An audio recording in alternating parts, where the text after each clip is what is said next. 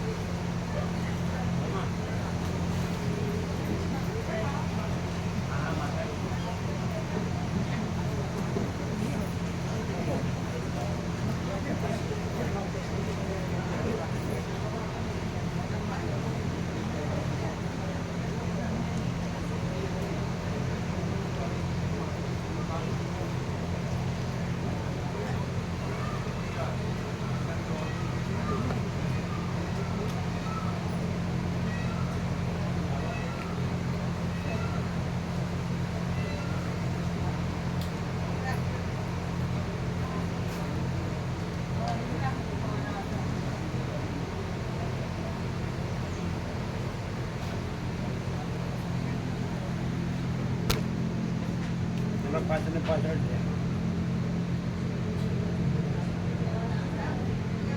सुनते ही नहीं। बैठने दो, वो ऐसा बोलते वही कर।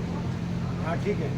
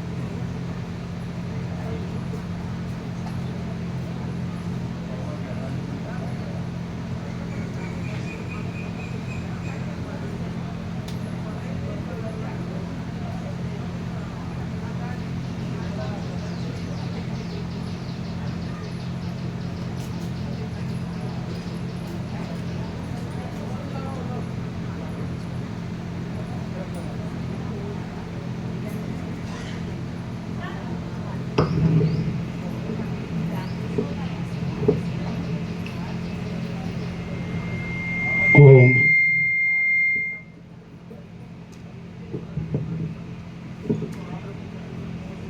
ओम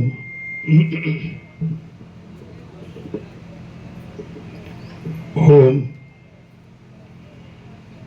परम चिदाकाश परम ज्योति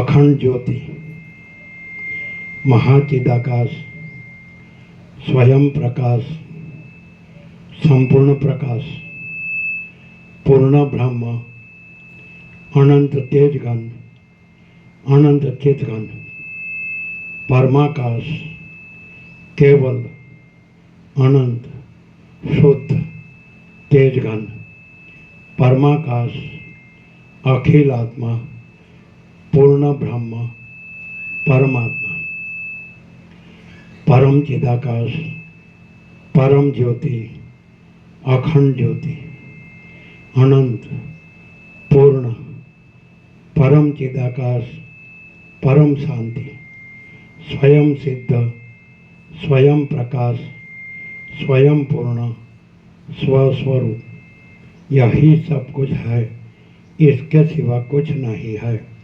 શૂન્યભાસ અનંત કોટી મહાકલ્પો હાય હે નહીં. મહાચિદાકાશ સ્વયં પ્રકાશ સંપૂર્ણ પ્રકાશ મહાચિદાકાશ જ્યોતિ અનંત અખંડ અભેદ મહાચિદાકાશ જ્યોતિ મહાતત્વ મહાસામાન્ય મહાચિદાકાશ સ્વસંવેદ્ય સહજ નિર્વિકલ્પ મહાચિદાકાશ પરમ કૈવલ્ય પરમ શાંતિ પરમ ચિદાકાશ અનંત પૂર્ણ નિરપેક્ષ સત અનંત સંપૂર્ણ અપરિઘી નિર્ભ્રાંત નિરપેક્ષ. વશિષ્ઠરામ ઉપસમ પ્રકરણ રાઉન્ડ 43મો રાઉન્ડ.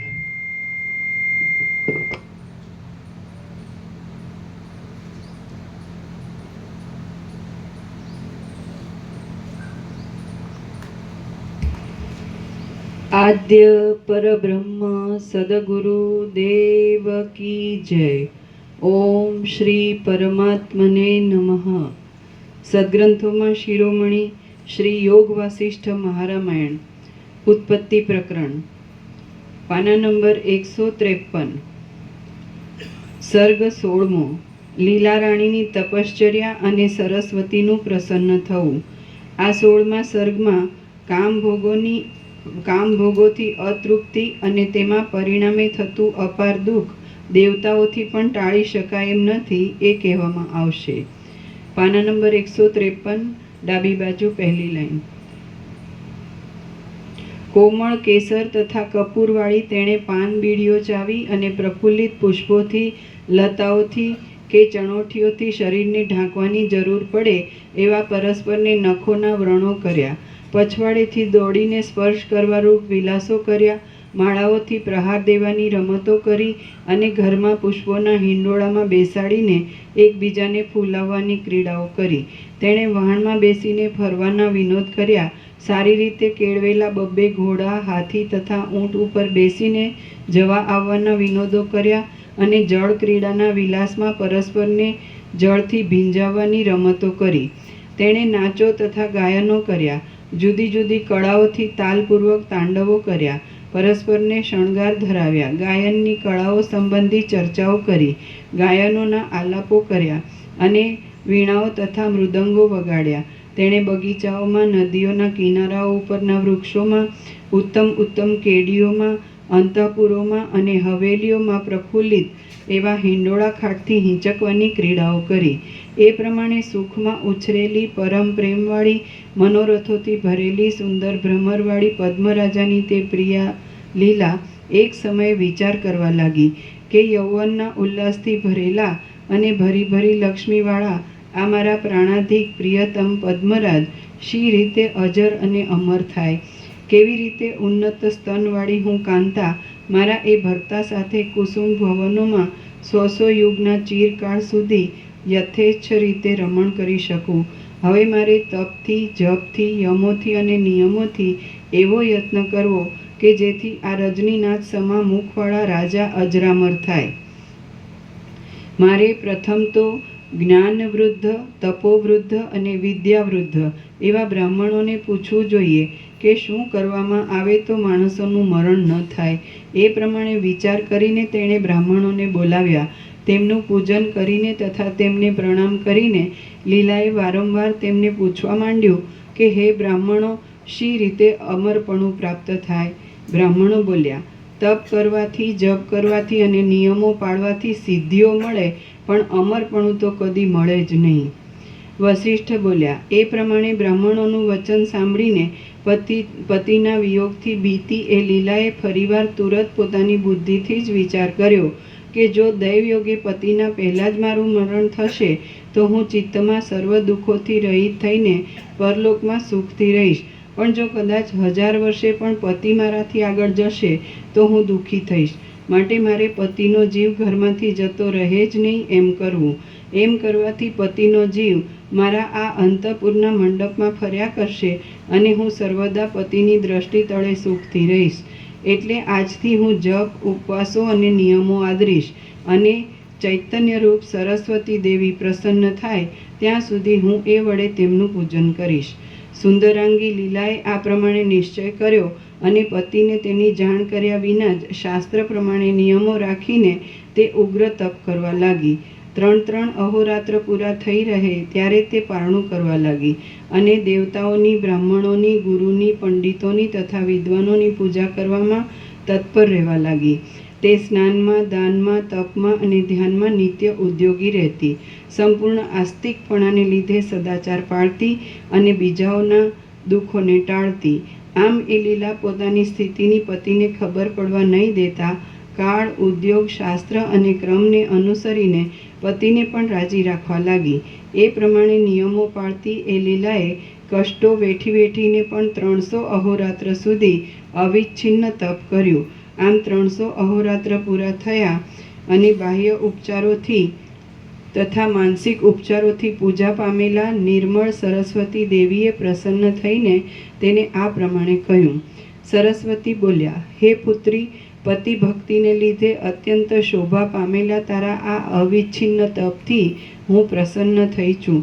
માટે તારે જે વરદાન જોઈતું હોય તે તું માગી લે. લીલા બોલી, હે જન્મ તથા જરારૂપી જ્વાળાથી થતા દાહરૂપી દોષને મટાડવામાં ચંદ્ર સમાન કાંતિવાળા, હે હૃદયમાં રહેલા અજ્ઞાનરૂપી અંધકારના ઓઘનું નિવારણ કરવામાં સૂર્ય સમાન કાંતિવાળા, હે અંબે, હે માં, હે જગદંબ, હું રાખ છું, મારું રક્ષણ કરો. હે શુભા, હું માગું તે પ્રમાણે 2 વરદાન આપો. પહેલું એ કે મારો પતિ મરી જાય ત્યારે પણ તેનો જીવ આ મારા પોતાના અંતઃપુરના મંડપમાંથી જતો રહે નહીં. બીજું, હે મહાદેવી, હું એ માગું છું કે વરદાન લેવા સારું દર્શનને વાસ્તે હું જ્યારે તમારી પ્રાર્થના કરું ત્યારે તમારે મને દર્શન આપવા. વસિષ્ઠ બોલ્યા. એ પ્રમાણે લીલાના વચનો સાંભળીને જગદંબા સરસ્વતીએ તને એ પ્રમાણે થશે એમ વર આપ્યો અને જેમ સમુદ્રમાં તરંગ ઉઠીને પોતાની મેળે જ અંતર્ધાન થઈ જાય તેમ તે અંતર્ધાન થઈ ગયા. આમ જેને ઈષ્ટ દેવતાનો પ્રસાદ થયો હતો તે રાજરાણી લીલા જેમ ગાયન સાંભળવાથી હરિણી આનંદ પામે તેમ સરસ્વતીના વચનોથી આનંદ પામી. પછી કાળરૂપી ચક્ર જે પક્ષ, માસ તથા ઋતુઓ રૂપી કુંડળીવાળું છે, દિવસોરૂપી આરાઓવાળું છે, વર્ષરૂપી ધરીવાળું છે, ક્ષણરૂપી વચલા છિદ્રોવાળું છે અને સૂર્ય આદિની ગતિઓમય છે તે ચાલ્યા કરતું હતું. ત્યાં કોઈક સંગ્રામમાં ઘવાયેલા તેના પતિ પદ્મરાજની ચેતના સુકાયેલા પાંદડાના રસની જેમ જોતજોતામાં જ લિંગ શરીરમાં અસ્ત પામી ગઈ. આમ અંતઃપુરના મંડપમાં એ રાજા મરણ પામ્યો એટલે જળ વગરની કમલિનીની જેમ લીલા પણ બહુ જ ગરમાઈ ગઈ. તેના હોઠરૂપી પલ્લવો ઝેર જેવા ગરમ નિશાસાઓથી વિવર્ણ થઈ ગયા અને શરીરમાં કાંટો ભોંકાયો હોય એવી હરિણીની પેઠે મરવા જેવી અવસ્થાને પ્રાપ્ત થઈ. જેમ દીવાથી ઝળકાટ મારતી ઘરની શોભા, દીવાની શિખા લગાર પણ ક્ષીણ થઈ જાય છે તો અંધકારમય થઈ જાય છે, તેમ તે લીલા પણ પતિનું મરણ થતાં મૂર્છિત થઈ ગઈ અને અંધકારમય થઈ ગઈ. જેમ પ્રવાહનો નાશ થતાં ખારાથી ધૂસરી થયેલી નદી દુબળી થઈ જાય છે તેમ પતિનું મરણ થતાં રસ રહિત થયેલી એ લીલા ક્ષણ માત્રમાં દુબળી થઈ ગઈ. પતિના વિયોગને લીધે એ લીલા ચકવીની પેઠે જરાવારમાં ચીસો પાડતી, જરાવારમાં મૂંગી રહેતી અને મરવા પડી હોય એવી થઈ ગઈ. પછી જળનો ધરો સુકાઈ જવાથી અત્યંત વિહવળ થયેલી માછલી ઉપર જેમ પહેલી મેઘવૃષ્ટિ દયા કરે છે તેમ પતિના મરણથી અત્યંત વિહવળ થયેલી તે લીલા ઉપર ચૈતન્યમાં જ પ્રકટ થયેલા દયાળુ સરસ્વતીએ દયા કરી. કૌંસમાં સરસ્વતીએ લીલાનું આશ્વાસન કરીને તેને આગળ પ્રમાણે કહ્યું. શ્રી યોગ વાસિષ્ઠ મહારામાયણમાં ઉત્પત્તિ પ્રકરણમાં મંડપાખ્યાન સંબંધનો રાગની પરિવેદન નામનો સર્ગ 16મો સમાપ્ત. સર્ગ 17મો. મંડપાખ્યાન. નવી અને પ્રાચીન સૃષ્ટિ મનોવિલાસ માત્ર છે. આ 17મા સર્ગમાં નવીન અને પ્રાચીન એ બંને સૃષ્ટિઓ મનના વિલાસ માત્ર છે એમ નિરૂપણ કરવામાં આવશે. સરસ્વતી બોલ્યા, હે પુત્રી, આ શબરૂપ થયેલા તારા ભરતાને તું પુષ્પોના સમૂહમાં ઢાંકીને રાખી મૂક. પછી તું એ ભરતાને પ્રાપ્ત થઈશ. પુષ્પો કરમાશે નહીં અને આમ શરીર પણ બગડશે નહીં. થોડા સમયમાં પાછો એ તારો પતિ જીવતો થશે. આકાશની પેઠે નિર્મળતાવાળો એનો જીવ આ તારા અંતઃપુરમાં મંડપમાંથી તુરત નીકળી જશે નહીં. વસિષ્ઠ બોલ્યા. એ પ્રમાણે સરસ્વતીના વચનો સાંભળીને એ લીલાને ધીરજ આવી. પછી જેમ જળ આવીને કમલિનીનું આશ્વાસન કરે છે તેમ બંધુઓએ આવીને તેનું આશ્વાસન કર્યું. હવે ભ્રમરોની પંક્તિ જેવા નેત્રોવાળી એ લીલાએ પતિના શરીરને પુષ્પોના સમૂહમાં ત્યાં જ ઢાંકી રાખી મૂક્યું. જેમ કોઈ દરિદ્ર સ્ત્રી ધન મળતા સ્થિરતા રાખીને રહે તેમ તે પણ કંઈક સ્થિરતા રાખીને રહી.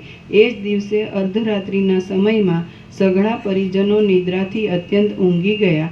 એ પછી લીલાએ દુઃખને લીધે જ્ઞાનરૂપ સરસ્વતી દેવીને શુદ્ધ ધ્યાનવાળી બુદ્ધિથી અંતઃપુરના મંડપમાં બોલાવ્યા. એટલે સરસ્વતીએ ત્યાં આવી તેને નીચે પ્રમાણે કહ્યું. સરસ્વતી બોલ્યા, હે પુત્રી, તે મારું કેમ સ્મરણ કર્યું છે? તું શા માટે શોક કરે છે?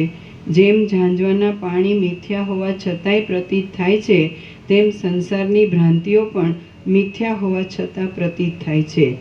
જેમ ઝાંઝવાના પાણી મિથ્યા હોવા છતાંય પ્રતીત થાય છે તેમ સંસારની ભ્રાંતિઓ પણ મિથ્યા હોવા છતાં પ્રતીત થાય છે.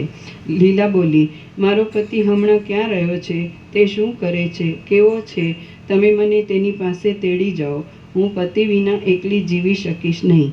સરસ્વતી બોલ્યા, હે સુંદરમુખી, એક વાસનામય ચિત્તાકાશ છે, બીજું શુદ્ધ ચિદાકાશ છે અને ત્રીજું આ વ્યાવહારિક આકાશ છે, ભૂતાકાશ છે. પહેલાની અને ત્રીજાની સંધિમાં જે ચિદાકાશ છે તે બંનેથી રહિત છે. હમણાં તારો પતિ જેમાં છે તે સ્થાન આદિ એ ચિદાકાશના ગર્ભરૂપ જ છે. આથી તે સ્થાન આદિ ચિદાકાશથી જુદું નથી.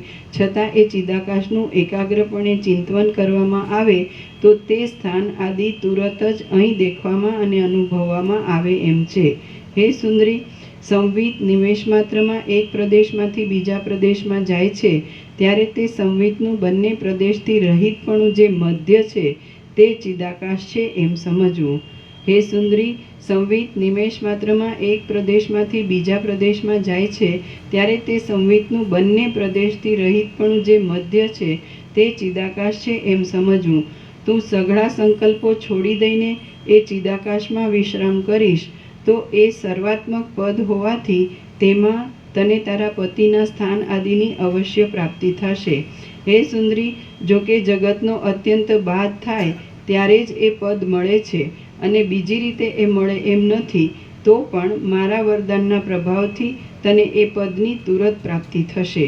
વસિષ્ઠ બોલ્યા. એટલા વચનો કહીને સરસ્વતી દેવી તુરત પોતાના સ્થાનમાં ગયા અને તેમના વરદાનના પ્રભાવને લીધે લીલાને તો રમતવાતમાં નિર્વિકલ્પ સમાધિની પ્રાપ્તિ થઈ. પલકવારમાં લીલાએ સમાધિને લીધે અંતઃકરણ રૂપ દ્રઢ પિંજરાવાળા સ્થૂળ દેહને છોડી દીધો. કૌંસમાં દેહના અભિમાનને છોડી દીધું. અને જેમ પંખીણી પોતાના માળાને છોડી દઈને આકાશમાં સ્થિતિ કરે તેમ તેણે ચિદાકાશમાં સ્થિતિ કરી. આમ ચિદાકાશમાં સ્થિતિ પામેલી તે લીલાએ તે ઘરના આકાશમાં જ ઘણા રાજાઓથી ખીચોખીચ ભરેલી સભામાં પોતાના પતિ પદ્મરાજાને, કૌંસમાં પદ્મરાજાના બીજા અવતારરૂપ વિદુરથ રાજાને બેઠેલો દીઠો. એ રાજા સિંહાસન ઉપર બેઠો હતો અને લોકો જય જય તથા ચિરંજીવ ચિરંજીવ એવા શબ્દોથી તેની સ્તુતિ કરતા હતા. તે પોતાની પાસે આવેલા ખંડપતિઓના તથા સૈન્યોના કાર્યોનો નિર્ણય કરવાના કાર્યમાં લાગ્યો હતો. તે પતાકાઓના મંડળોથી વ્યાપ્ત થયેલી રાજધાનીના મુખ્ય મહેલમાં બેઠો હતો. એ મંદિરના પૂર્વદ્વારમાં અસંખ્ય મુનિઓ તથા બ્રહ્મર્ષિઓ બેઠા હતા.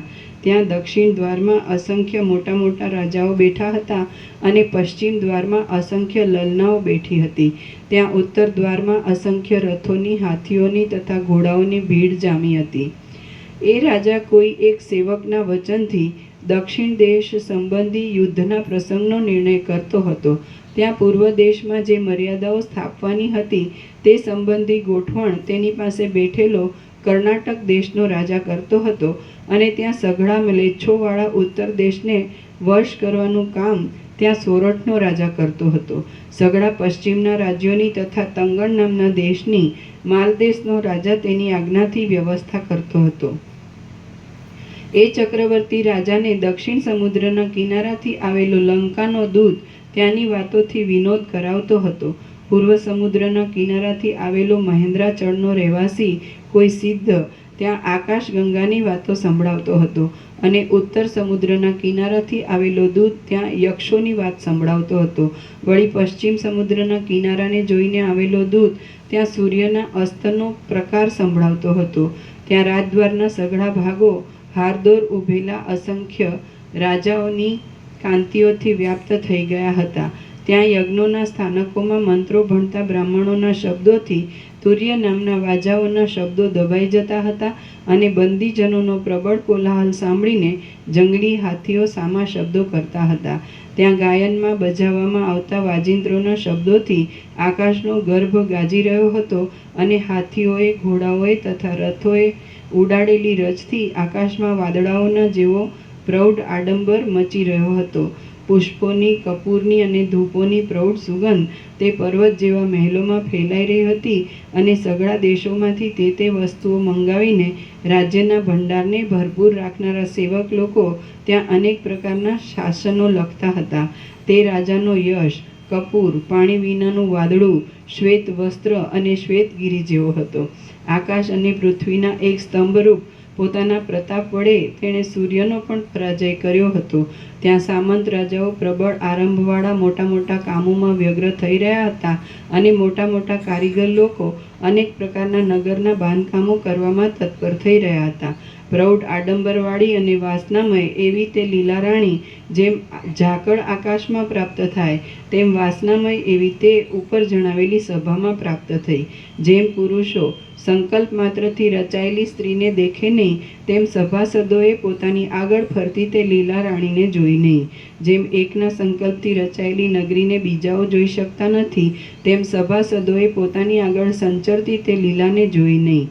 જાણે રાજાની સાથે એક નગરમાંથી બીજા નગરમાં આવેલા હોય એવા આગળના જ પોતાના સઘળા રાજકીય પુરુષોને ત્યાં લીલાએ સભામાં બેઠેલા દીઠા.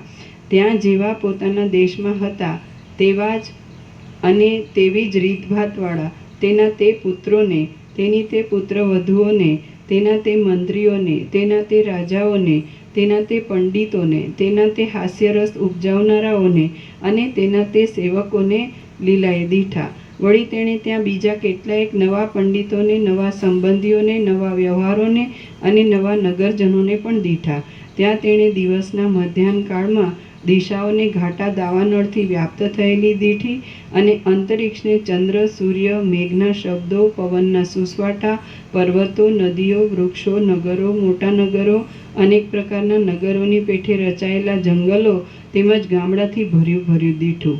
આગળની જરાથી રહિત થઈને 16 વર્ષની અવસ્થાને પ્રાપ્ત થયેલા રાજાને સઘળા આગળના સભાસદ આદિને અને સઘળા આગળના ગામના રહેવાસીઓને જોઈને લીલા વિચારમાં પડી ગઈ કે જૂના નગરના રહેવાસીઓ સઘળા મરી ગયા હશે કે શું.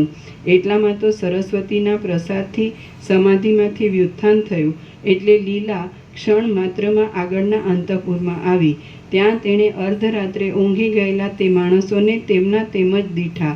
પછી લીલાએ નિદ્રાથી ઘેરાયેલી સખીઓને ઉઠાડીને કહ્યું કે અહીં દુઃખથી બહુ પીડાઉં છું, એટલા માટે મને સભામાં લઈ જાઓ. હું મારા પતિના સિંહાસનની પાસે ઊભી રહું અને ત્યાં અનેક સભાસદોને જોઉં તો જ જીવતી રહું, નહીં તો જીવીશ નહીં.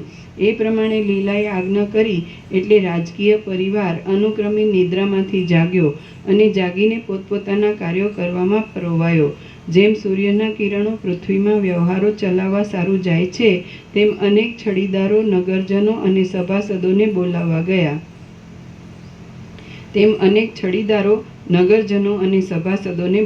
ગયા.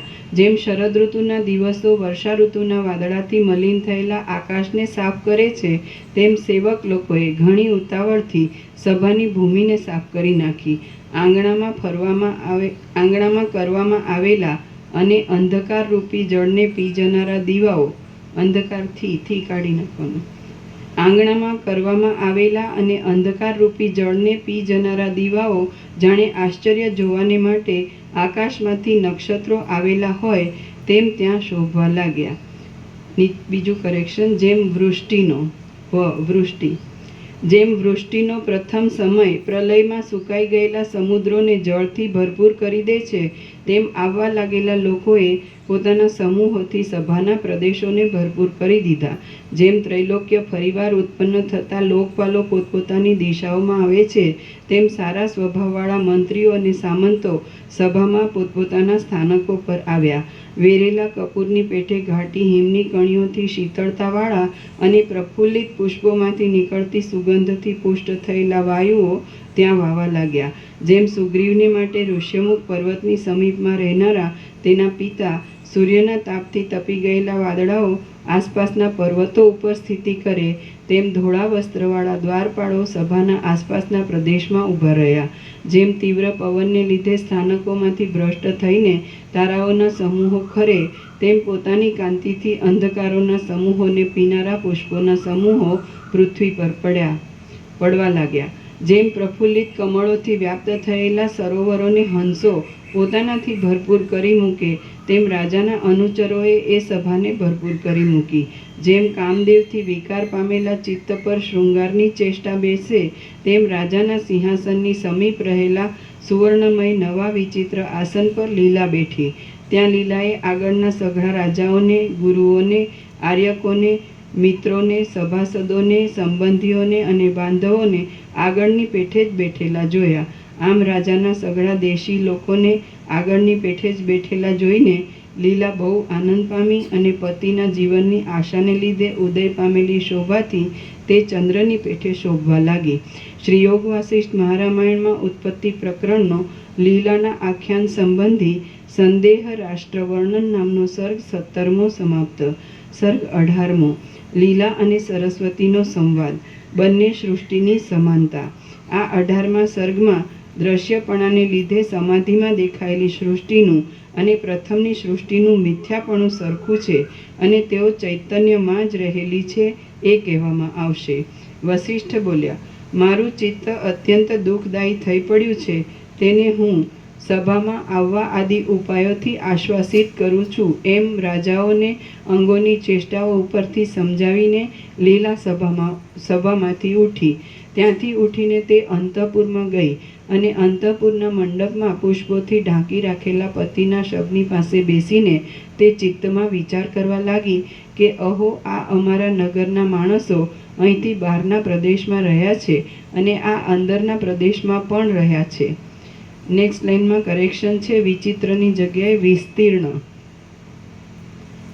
અહો, આ અમારા નગરના માણસો અહીંથી બહારના પ્રદેશમાં રહ્યા છે અને આ અંદરના પ્રદેશમાં પણ રહ્યા છે, માટે આ કોઈ વિસ્તીર્ણ માયા છે. તાડી, તમાલ અને હિતાલ નામના વૃક્ષોથી વ્યાપ્ત થયેલા આ પર્વતો પણ જેમ ત્યાં છે તેમ અહીં પણ છે, માટે આ કોઈ વિસ્તીર્ણ માયા જણાય છે. જેમ અરીસામાં બહાર તથા અંદર પણ પર્વતનો અનુભવ થાય છે, તેમ ચૈતન્યની અંદરના અને બહારના પ્રદેશોમાં પણ એવી ને એવી જ સૃષ્ટિનો અનુભવ થાય છે. તો તેમાં કઈ સૃષ્ટિ ખોટી છે ને કઈ ખરી છે એ વિશે સરસ્વતીનું પૂજન કરીને હું તેમને પૂછી જોઉં, એટલે મારો સંશય ટળે. આ પ્રમાણે નિશ્ચય કરીને લીલાએ સરસ્વતીનું પૂજન કર્યું. એટલે તેણે કુમારિકાનું રૂપ ધારણ કરીને સન્મુખ પધારેલા સરસ્વતીના દર્શન કર્યા. ભદ્રાસન ઉપર બિરાજેલા એ ચૈતન્ય શક્તિરૂપ સરસ્વતીની સામે ધરતી પર બેસીને લીલાએ તેમને નીચે પ્રમાણે પૂછ્યું. લીલા બોલી, હે દેવી, સૃષ્ટિના આરંભમાં તમે જ ઉત્તમ મર્યાદા સ્થાપી છે કે જેના ઉપર દયા કરવાની હોય એવા સેવકજનની વિનંતી મહાત્માઓ કશી પણ ઉતાવળ કર્યા વિના સાંભળે છે. માટે હું તમને પ્રણામ કરીને જે કાંઈ પૂછું છું તેનો મને યથાર્થ ઉત્તર મળવો જોઈએ. હે પરમેશ્વરી, તમે મારા ઉપર જે અનુગ્રહ કર્યો તે સફળ થજો. આ જગત નામના પદાર્થનો અરીસો આકાશ કરતાં પણ અત્યંત નિર્મળ છે અને તેના સ્વરૂપમાં કરોડો યોજનો પણ એક નાના સરખા અવયવરૂપ છે. તે વાણીથી અગમ્ય છે, પ્રકાશમય છે, મૂર્તિ રહિત હોવાને લીધે મૃદુ છે, સુશીલ છે, નામથી અખંડ ચૈતન્ય કહેવાય છે, ભેદથી રહિત છે અને સઘળા વ્યવહારોમાં પહેલાંથી સ્ફુરનાર છે. દિશાઓ, કાળ, સઘળા કાર્યોની ઉત્પત્તિ, તેમને રહેવાનો અવકાશ, તેમના પ્રકાશ અને વ્યવહારના ચોક્કસ નિયમો એ બધા અત્યંત વિસ્તીર્ણ વિચિત્રપણાને પામીને તેની અંદર પ્રતિબિંબની પેઠે સ્ફુરે છે. એ ચૈતન્યરૂપ અરીસાની બહાર તેમજ અંદર સૃષ્ટિ રહી છે એમ સમાધિથી મારા અનુભવમાં આવ્યું છે. તો એ બે સૃષ્ટિઓમાં ખોટી સૃષ્ટિ કઈ છે અને ખરી સૃષ્ટિ કઈ છે? દેવી બોલ્યા, હે સુંદરી, એમાંથી તને કઈ સૃષ્ટિ સાચી લાગે છે અને કઈ સૃષ્ટિ ખોટી લાગે છે તે તું મને યથાર્થ રીતે કહે. લીલા બોલી, હે દેવેશ્વરી, આ હું અને તમે અહીં બેઠા છીએ તે સાચી સૃષ્ટિ છે એમ હું જાણું છું. હે દેવી, મારા પતિ હમણાં જે સૃષ્ટિમાં છે તે ખોટી સૃષ્ટિ છે એમ હું માનું છું, કારણ કે હે અંબિકા, નવી સૃષ્ટિ શૂન્ય છે અને પૂરતા દેશ કાળ વિનાની છે. દેવી બોલ્યા, એ નવી સૃષ્ટિ પણ કારણ વિનાની તો હોય જ નહીં, માટે તેના કારણ વિશે વિચાર કરતાં બીજું કાંઈ પણ કારણ નહીં મળવાથી આ જૂની સૃષ્ટિને તેના કારણરૂપ માનવી પડે છે. હવે આ જૂની સૃષ્ટિ સાચી હોય તો તેમાંથી કદી પણ ખોટી સૃષ્ટિ ઉત્પન્ન થાય નહીં, કારણ કે કાર્ય ક્યારેય કારણથી અસમાન ઉત્પન્ન થાય નહીં. લીલા બોલી, હે માં, કારણથી કાર્ય અત્યંત વિલક્ષણ થતું પણ જોવામાં આવે છે. જેમ કે માટી જળને ધારણ કરવા અશક્ત છે, પણ માટીથી ઉત્પન્ન થયેલો ઘડો જળને ધારણ કરવા સમર્થ છે.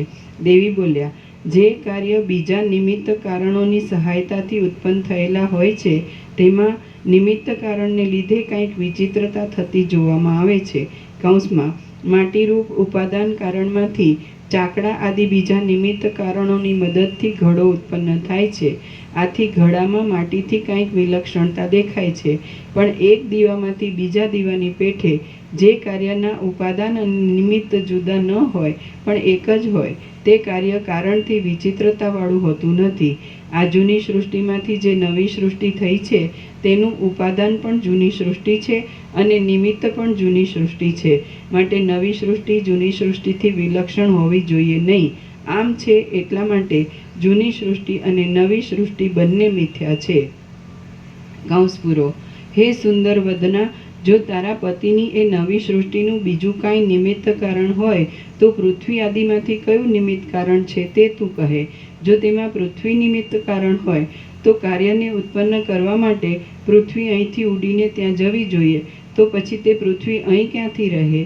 આમ છે એટલા માટે આ જૂની સૃષ્ટિના અનુભવના સંસ્કાર માત્રથી જ ત્યાંની નવી સૃષ્ટિ ઉત્પન્ન થઈ છે અને એ કારણરૂપ સંસ્કાર માત્રને સહાયતા આપનારા બીજા કોઈ નિમિત્ત કારણો છે જ નહીં. આમ નિમિત્ત કારણો નથી, છતાં પણ જો નિમિત્ત કારણો હોવા જ જોઈએ એવો આગ્રહ હોય તો સંસ્કાર માત્રને નિમિત્ત કારણરૂપ માની લે. સર્વ વિદ્વાનોનો અનુભવ છે કે એવી રીતના કાર્યોમાં ઉપાદાન કારણ અને નિમિત્ત કારણ જુદા હોતા જ નથી. લીલા બોલી, હે દેવી, મને મારા ભરતાનું જે સ્મરણ છે, કૌંસમાં અનુભવનો સંસ્કાર છે, તે જ વૃદ્ધિ પામીને પતિની નવી સૃષ્ટિનું કારણ થયેલ છે, એટલે એ સ્મૃતિથી જ એ નવી સૃષ્ટિ થઈ એવો મને નિશ્ચય થયો. દેવી બોલ્યા, જેમ તારો એ સંસ્કાર કલ્પનારૂપ છે તેમ તેથી થયેલી એ નવી સૃષ્ટિ પણ કલ્પનારૂપ જ છે. પછી જેમ એ નવી સૃષ્ટિ કલ્પનારૂપ છે તેમ આ જૂની સૃષ્ટિ પણ કલ્પનારૂપ જ છે, કારણ કે એ પણ અહીં, આથીની જગ્યાએ અહીં. પછી જેમ એ નવી સૃષ્ટિ કલ્પનારૂપ છે તેમ આ જૂની સૃષ્ટિ પણ કલ્પનારૂપ જ છે, કારણ કે એ પણ અહીં પૂર્વની સૃષ્ટિના સંસ્કારથી થયેલ છે. લીલા બોલી, મારા પતિની નવી સૃષ્ટિ કલ્પનારૂપ જ થઈ છે તો તે દ્રષ્ટાંતથી આ સૃષ્ટિને પણ હું કલ્પનારૂપ જ માનું છું. દેવી બોલ્યા, હે પુત્રી, હવે તને જે નિશ્ચય થયો તે સાચો છે. જેમ તારા પતિની નવી સૃષ્ટિ ખોટી છતાં પણ તે પદાર્થોથી શોભતી હતી, તેમ આ સૃષ્ટિ પણ ખોટી છતાં જ તે પદાર્થોથી શોભે છે. આ વાત હું અનુભવ સિદ્ધ કહું છું. લીલા બોલી, આ સૃષ્ટિના સંસ્કારમાંથી મારા પતિની ભ્રમરૂપ અને પદાર્થો વગરની નવી સૃષ્ટિ શી રીતે થઈ તે મને કહો, એટલે જગત વિશેની ભ્રાંતિ ટળી જાય. દેવી બોલ્યા, સ્વપ્નની પેઠે ભ્રાંતિ સ્વરૂપ આ સૃષ્ટિ જે રીતે પૂર્વ સૃષ્ટિના સંસ્કારથી થઈ છે તે હું તને કહું છું, તું તે સાંભળ. એથી તને નવી સૃષ્ટિનો પ્રકાર પણ સમજાઈ જશે.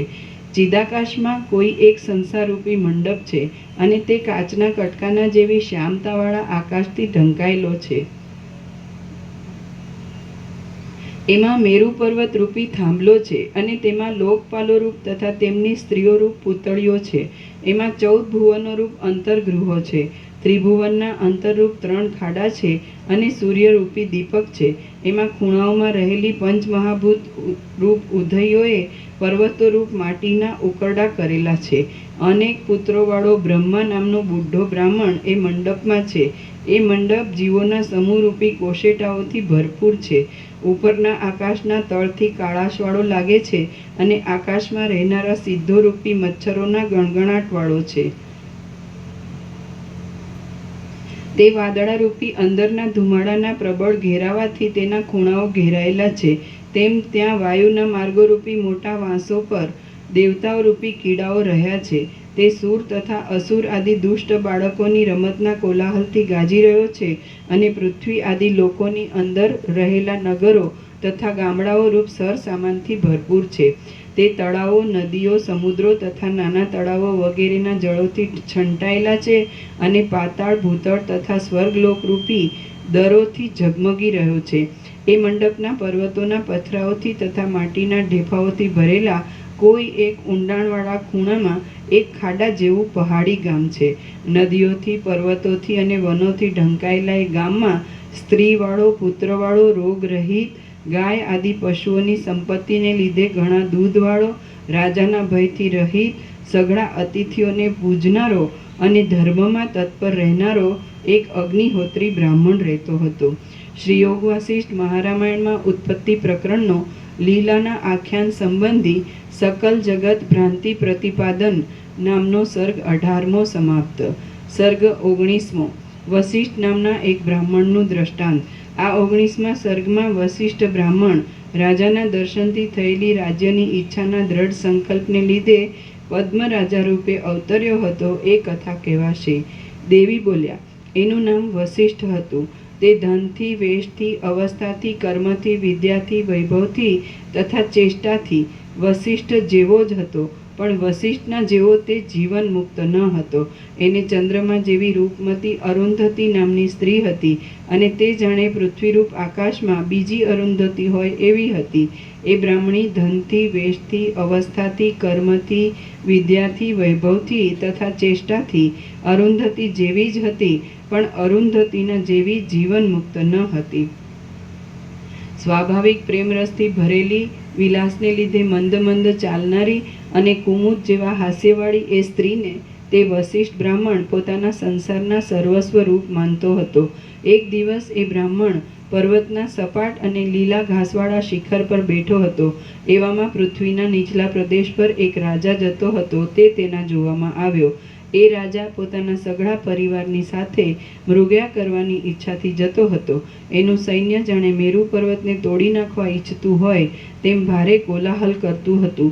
એના ચામરોથી અને પતાકાઓથી લતાઓનું વન જાણે ચંદ્રના કિરણોથી વ્યાપ્ત થયું હોય એવું શોભતું હતું. ધોળા છત્રોના મંડળોથી આકાશ જાણે રૂપાની ભૂમિકાઓથી બંધાયેલું હોય એવું જણાતું હતું. ઘોડાઓની નાળોથી ધરતી ખોદાતા તેમાંની રજથી આકાશ ઘેરાઈ ગયું હતું. હાથીઓના સમૂહો પર બાંધેલી અને સૂર્યના કિરણોને તથા વાયુઓને પણ રોકી દે એવી અંબાડીઓને લીધે તે રાજા પર રજ પડતી ન હતી. એના સૈન્યના મોટા કોલાહલથી ભય પામીને વનના પશુઓ નાસતા હતા અને દિશાઓ ભૂલી જવાથી ચકરીઓ ખાતા હતા. એ રાજા સોનાના અને માણિક્યોના ચકચકી ધારોથી તથા બાજુબંધોના મંડળોથી અતિ શોભતો હતો. એ રાજાને જોઈને પેલો વસિષ્ઠ બ્રાહ્મણ વિચાર કરવા લાગ્યો કે અહો, સઘળા સૌભાગ્યોથી શોભી રહેલું આ રાજાપણું તો બહુ સારું છે. પાળાઓથી, રથોથી, હાથીઓથી, ઘોડાઓથી, પતાકાઓથી, છત્રોથી અને ચામરોથી દશે દિશાઓને વ્યાપ્ત કરી દેનારો પૃથ્વીપતિ હું ક્યારે થાઉં? ક્યારે ડોલરના પુષ્પોના મકરંદની સુગંધવાળા વાયુઓ મારા અંતઃપુરની સ્ત્રીઓના મુખ પર સૂરજ શ્રમથી થયેલા પરસેવાના બિંદુઓને પીશે. ક્યારે હું પૂર્ણ યશથી દિશાઓના મુખોને અને કપૂરથી રાણીઓના મુખોને ચંદ્રના ઉદય જેવો શ્વેત કરીશ. એ પ્રમાણે વસિષ્ઠના મનમાં ત્યારથી સંકલ્પ લાગી રહ્યો અને જ્યાં સુધી એ જીવ્યો ત્યાં સુધી એ આળસ રહિત થઈને નિત્ય સ્વધર્મમાં જ તત્પર રહ્યો. હવે જેમ હિમરૂપી વજ્ર કમળને પ્રાપ્ત થાય તેમ શરીરને પાણીમાં તૂટી ગયેલી પાળના જેવું શિથિલ તથા જર્જરિત કરી નાખવામાં સજ્જ રહેનારી જરાવસ્થા એ બ્રાહ્મણને પ્રાપ્ત થઈ. આમ એ બ્રાહ્મણને મરણ સમીપમાં આવ્યું ત્યારે જેમ વસંત ઋતુની સમાપ્તિના અવસરમાં લતા ગ્રીષ્મ ઋતુના ભયથી કરમાવા લાગે તેમ તેની સ્ત્રી પણ કરમાવા લાગી. પછી હે લીલા, જેમ તું મારું આરાધન કરવા લાગી હતી તેમ તેણે પણ મારું આરાધન કરવા માંડ્યું. પછી પતિને અમરપણું પ્રાપ્ત થવું અશક્ય જાણીને તેણે મારી પાસેથી વરદાન માગ્યું કે હે દેવી, મારો પતિ મરી જાય ત્યારે તેનો જીવ આ મારા મંડપમાંથી જાય નહીં. એ પ્રાર્થના સાંભળીને મેં તેને તથાસ્તુ કહ્યું. પછી કાળના યોગથી તે બ્રાહ્મણ મરી ગયો અને તે જ ઘરના આકાશમાં જીવ રૂપે રહ્યો. નિરાકાર શરીરવાળો એ બ્રાહ્મણ પૂર્વના અપાર સંકલ્પને લીધે મોટી શક્તિવાળો અને ત્રૈલોક્યને જીતનારો તારો પતિ પદ્મરાજ થયો હતો. તેણે પોતાના પ્રભાવથી ભૂલોકને જીતી લીધો હતો. તેણે પોતાના પ્રતાપથી સ્વર્ગલોકને પણ દબાવ્યો હતો અને તેણે કૃપાથી પાતાળનું પાલન કર્યું હતું. તે શત્રુઓ રૂપ વૃક્ષોને પ્રલયાગ્નિ રૂપ હતો, સ્ત્રીઓને કામદેવ રૂપ હતો, વિષયરૂપ વાયુઓને રોકવામાં મેરુ તુલ્ય હતો અને સાધુઓ રૂપ કમળોને વિકસાવવામાં સૂર્યરૂપ હતો. તે સઘળા શાસ્ત્રોના અરીસારૂપ હતો, યાચક લોકોને કલ્પવૃક્ષ રૂપ હતો, બ્રાહ્મણોના ચરણરૂપ હતો અને ધર્મરૂપ ચંદ્રને પૂર્ણિમા રૂપ હતો. હૃદયાકાશમય પોતાના ઘરના આકાશમાં જીવરૂપે રહેલા એ બ્રાહ્મણનું શરીર શબરૂપ થઈ ગયું એટલે શોકથી અત્યંત પીડા પામેલી તેની સ્ત્રી અરુંધતી સુકાયેલી અડદની શીંગની પેઠે હૃદયમાં ચીરાઈ ગઈ.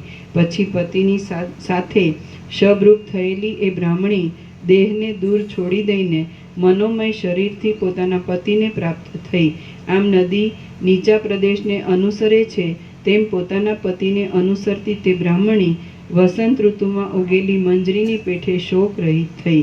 એ બ્રાહ્મણના ઘરો અને પૃથ્વી તથા સ્થાવર આદિ ધનો તે પહાડી ગામમાં છે. એના મરણનો આજ 8મો દિવસ છે અને તેનો જીવ એ પહાડી ગામના ઘરની અંદર રહ્યો છે. શ્રી યોગ વાસિષ્ઠ મહારામાયણમાં ઉત્પત્તિ પ્રકરણનો લીલાના આખ્યાન સંબંધી બ્રાહ્મણ મરણ નામનો સર્ગ 19મો સમાપ્ત. સર્ગ 20મો. લીલાના પૂર્વજન્મની દ્રઢતા. આ 20મા સર્ગમાં પૂર્વજન્મનું ચરિત્ર સાંભળતા તેમાં જેને વિશ્વાસ આવ્યો નહીં એવી લીલાને દ્રષ્ટાંતોથી અને યુક્તિઓથી સરસ્વતીએ સમજાવી એ કથા કહેવામાં આવશે. દેવી બોલ્યા, હે લીલા, એ બ્રાહ્મણ રાજાપણું પામીને હમણાં તારો પતિ થયો હતો. જે અરુંધતી નામની તેની બ્રાહ્મણી હતી તે તું છે. ચકવા અને ચકવીની પેઠે પરસ્પર સ્નેહથી બંધાયેલા અને પૃથ્વી ઉપર જાણે નવા શિવ પાર્વતી જન્મેલા હોય એવા તમે સુદંપતી અહીં રાજ્ય કરતા હતા. આ તને સઘળું પૂર્વનું વૃત્તાંત કઈ સંભળાવ્યું. બ્રહ્મરૂપ આકાશમાં જીવભાવની ભ્રાંતિ થવાથી એ સઘળું પ્રતીત થયું હતું. બ્રહ્મરૂપ આકાશમાં જીવભાવની ભ્રાંતિ થવાથી એ સઘળું પ્રતીત થયું હતું. એ ભ્રાંતિરૂપ પૂર્વ સૃષ્ટિમાંથી આ સૃષ્ટિરૂપ ભ્રાંતિ પ્રતિબિંબિત થઈ છે. આ સૃષ્ટિ પોતાની સત્તાથી અસત્ય છે અને અધિષ્ઠાનની સત્તાથી સત્ય છે. તેણે તમને જન્મની અને મરણની મિથ્યા જ પ્રતીતિ કરાવી છે. આથી કઈ સૃષ્ટિ ભ્રાંતિમય અને કઈ સૃષ્ટિ સાચી કહેવાય? અહીંયા કરેક્શન છે. પ્રતિબંધ વગરનીની જગ્યાએ પ્રતિબંધવાળી. આથી કઈ સૃષ્ટિ ભ્રાંતિમય અને કઈ સૃષ્ટિ સાચી કહેવાય? પ્રતિબંધવાળી અનર્થરૂપ અવિદ્યા છે અને તે અવિદ્યા વિના સૃષ્ટિનું બીજું કાંઈ પણ સ્વરૂપ નથી. વસિષ્ઠ બોલ્યા, આ પ્રમાણે સરસ્વતીના વચન સાંભળીને લીલા વિસ્મય પામી અને ઘણીવાર સુધી તેના નેત્રો પ્રફુલ્લિત થઈ રહ્યા. પછી તે મંદ મંદ અક્ષરોથી નીચે પ્રમાણે બોલી. લીલા બોલી, હે દેવી, તમે આ ખોટી વાત કેમ કરી? ક્યાં પોતાના ઘરમાં રહેલો બ્રાહ્મણનો જીવ અને ક્યાં અહીં રહેલા આ અમે એ જોડાની અને અમારી એકતા સંભવે જ કેમ? મેં સમાધિમાં જે નવી સૃષ્ટિ જોઈ તે આ ઘરમાં જ છે એ વાત પણ કેમ સંભવે? જેમાં મારા સ્વામી રહ્યા છે તે પરલોક તે પૃથ્વી, તે પર્વતો અને તે 10 દિશાઓ આ ઘરની અંદર રહેલા સંભવે જ કેમ? હે સર્વ ઈશ્વરોના ઈશ્વરી, સરસવના દાણાની મીંજમાં મદોન્મત્ત ઐરાવત હાથી બાંધવો સંભવે નહીં. નાના ઘરમાં મચ્છરોએ સિંહોના સમૂહો સાથે લડાઈ કરવાની વાત સંભવે નહીં. કમળ કાકડી ઉપર મેરુ રહ્યાની વાત સંભવે નહીં. નાનો ભમરો મેરુને ગળી ગયાની વાત સંભવે નહીં. અને સ્વપ્નના મેઘની ગર્જના સાંભળીને મોર વિચિત્ર રીતે નાચવા લાગ્યાની વાત સંભવે નહીં. તે જ પ્રમાણે આ ઘરની અંદર એ પૃથ્વીની અને પર્વતોની સ્થિતિ છે એ વાત પણ સંભવે નહીં. હે ઈશ્વરી, બુદ્ધિથી નિર્મળ વિચાર કરીને એ વાત જે રીતે મારા મનમાં ઠસે તે રીતે તે કહો. મહાત્મા લોકો પોતાના કૃપાપાત્ર માણસથી અકળાઈ ઉઠતા નથી. દેવી બોલ્યા, હે સુંદરી, હું ખોટી વાત કરતી નથી, પણ યથાર્થ જ કહું છું. સાચું બોલવાના જે વેદોક્ત નિયમો છે તેમને અમે તોડીએ જ નહીં. જે મર્યાદાને બીજા કોઈ તોડવા કરે છે તેને હું સ્થાપિત કરું છું. પછી તે મર્યાદાને હું જ તોડું તો તેને બીજું કોણ પાળે? એ પહાડી ગામના બ્રાહ્મણનો જીવ ચિદ્રૂપ છે અને તે પોતાના હૃદયાકાશમાં પોતાના ઘરમાં જ આ મોટા દેશને જોઈ શકે છે. હે સુંદરી, જેમ જાગ્રતની સ્મૃતિ લુપ્ત થઈને સ્વપ્નમાં બીજા પ્રકારની સ્મૃતિ થાય છે, તેમ તમને આગળની સ્મૃતિ લુપ્ત થઈને બીજા પ્રકારની સ્મૃતિ થઈ છે. સ્મૃતિનો અત્યંત લોપ થવો એ જ મરણ છે. જેમ સ્વપ્નનું તથા સંકલ્પનું ત્રૈલોક્ય ખોટું છે, જેમ યુદ્ધની કથા સાંભળ્યા પછી મનમાં થતો યુદ્ધનો પ્રતિભાસ ખોટો છે, અને જેમ નિર્જળ દેશમાં પ્રતીત થતા ઝાંઝવાના પાણી ખોટા છે, તેમ આ સઘળું જે દેખવામાં આવે છે તે ખોટું જ છે. જેમ સંકલ્પમાં અને અરીસામાં આખી પૃથ્વી રહે છે, તેમ પર્વતો, વનો અને નગરોવાળી આ પૃથ્વી તે બ્રાહ્મણના ઘરની અંદર જ રહી છે. આ ઘાટી સૃષ્ટિ ખોટી છે, છતાં સાચા જેવી પ્રતીત થાય છે. જે ચિદાકાશ પોતાનામાં પ્રતીત થયેલાને સાચા જેવું જણાવે છે, તેના ગર્ભાકાશમાં સ્મૃતિને લીધે જ ખોટાથી ઉત્પન્ન થયું હોય છે. તે ખોટું જ હોવું જોઈએ. ઝાંઝવાના પાણીની નદીથી જે તરંગ ઉત્પન્ન થાય છે તે સાચો હોતો જ નથી. આ તારું ઘર એ બ્રાહ્મણના ઘરના આકાશમાં જ રહ્યું છે. હું, તું અને બ્રહ્માંડ એ સઘળા કેવળ ચિદાકાશ રૂપ જ છીએ. હું, તું અને બ્રહ્માંડ એ સઘળા કેવળ ચિદાકાશ રૂપ જ છીએ એમ સમજ. સઘળા પ્રપંચનું મિથ્યાપણું સમજવામાં તથા અધિષ્ઠાન ચૈતન્યનું સત્યપણું સમજવામાં સ્વપ્ન સંબંધી ભ્રમ, સંકલ્પ અને પોતાના અનુભવની પરંપરા એ જ મુખ્ય દીવાની પેઠે સાધન છે. સઘળા પ્રપંચનું મિથ્યાપણું સમજવામાં તથા અધિષ્ઠાન ચૈતન્યનું સત્યપણું સમજવામાં સ્વપ્ન સંબંધી ભ્રમ, સંકલ્પ અને પોતાના અનુભવની પરંપરા એ જ મુખ્ય દીવાની પેઠે સાધન છે. એ બ્રાહ્મણનો જીવ પોતાના ઘરની અંદર રહ્યો છે, અને જેમ ભ્રમર કમળમાં રહે છે, તેમ સમુદ્રો અને વનો સહિત આ પૃથ્વી તેના હૃદયાકાશમાં રહી છે. જેમ આકાશમાં પ્રતીત થતું માથાના વાળ જેવું ચકરડું રહે છે, તેમ એ પૃથ્વીના કોઈ એક નાના ખૂણાના કોતરડામાં આ નગર અને તારા શરીર આદિ રહેલા છે. હે સુંદરી, એ પૂર્વની સૃષ્ટિ અને આ સૃષ્ટિ તે ઘરની અંદર એકઠી થઈ છે, છતાં પણ એ ઘર એમનું એમ જ છે. તો એ ઉપરથી આપણે એક ત્રસરેણુની અંદર પણ અનેક બ્રહ્માંડો રહેવાની સંભાવના કરીએ એમાં શું આશ્ચર્ય છે? આમ હે પુત્રી, ચિદાકાશના એક એક પરમાણુની અંદર આવા અનેક બ્રહ્માંડો છે, એમાં શંકા રાખવા જેવું શું છે? લીલા બોલી, હે પરમેશ્વરી, તમે કહો છો કે એ બ્રાહ્મણ આજથી 8મે દિવસે મરી ગયો છે, પણ હે માં, અમારા જન્મને તો ઘણા વર્ષો વીતી ગયા છે. તો એ બ્રાહ્મણ અને બ્રાહ્મણીમાંથી અમારી ઉત્પત્તિ થવી કેવી રીતે સંભવે? દેવી બોલ્યા, હે સુંદરી, હૃદયાકાશમાં જેમ દેશની લંબાઈ નથી, તેમ કાળની લંબાઈ પણ નથી જ. એ વિશે હું ન્યાયને અનુસરીને કહું છું તે સાંભળ. જેમ આ જગતની સૃષ્ટિ પ્રતિભાસ માત્ર જ છે, તેમ ક્ષણ અને કલ્પ આદિ પણ પ્રતિભાસ માત્ર જ છે.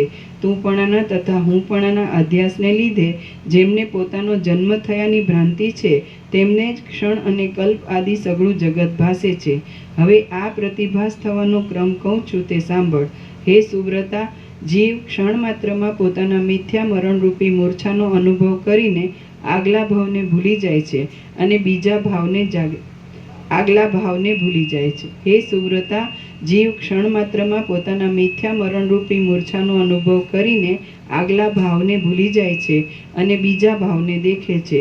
એ બીજા ભાવનો પ્રતિભાસ થાય છે એટલે પોતે દેહાદિક આધારથી રહિત છતાં પણ પોતાના હૃદયાકાશમાં જ હું આ દેહાદિક આધારમાં આધેય રૂપે રહ્યો છું એમ અનુભવ કરે છે. આમ તે આ હાથ પગ આદિવાળો દેહ મારો છે એમ જુએ છે.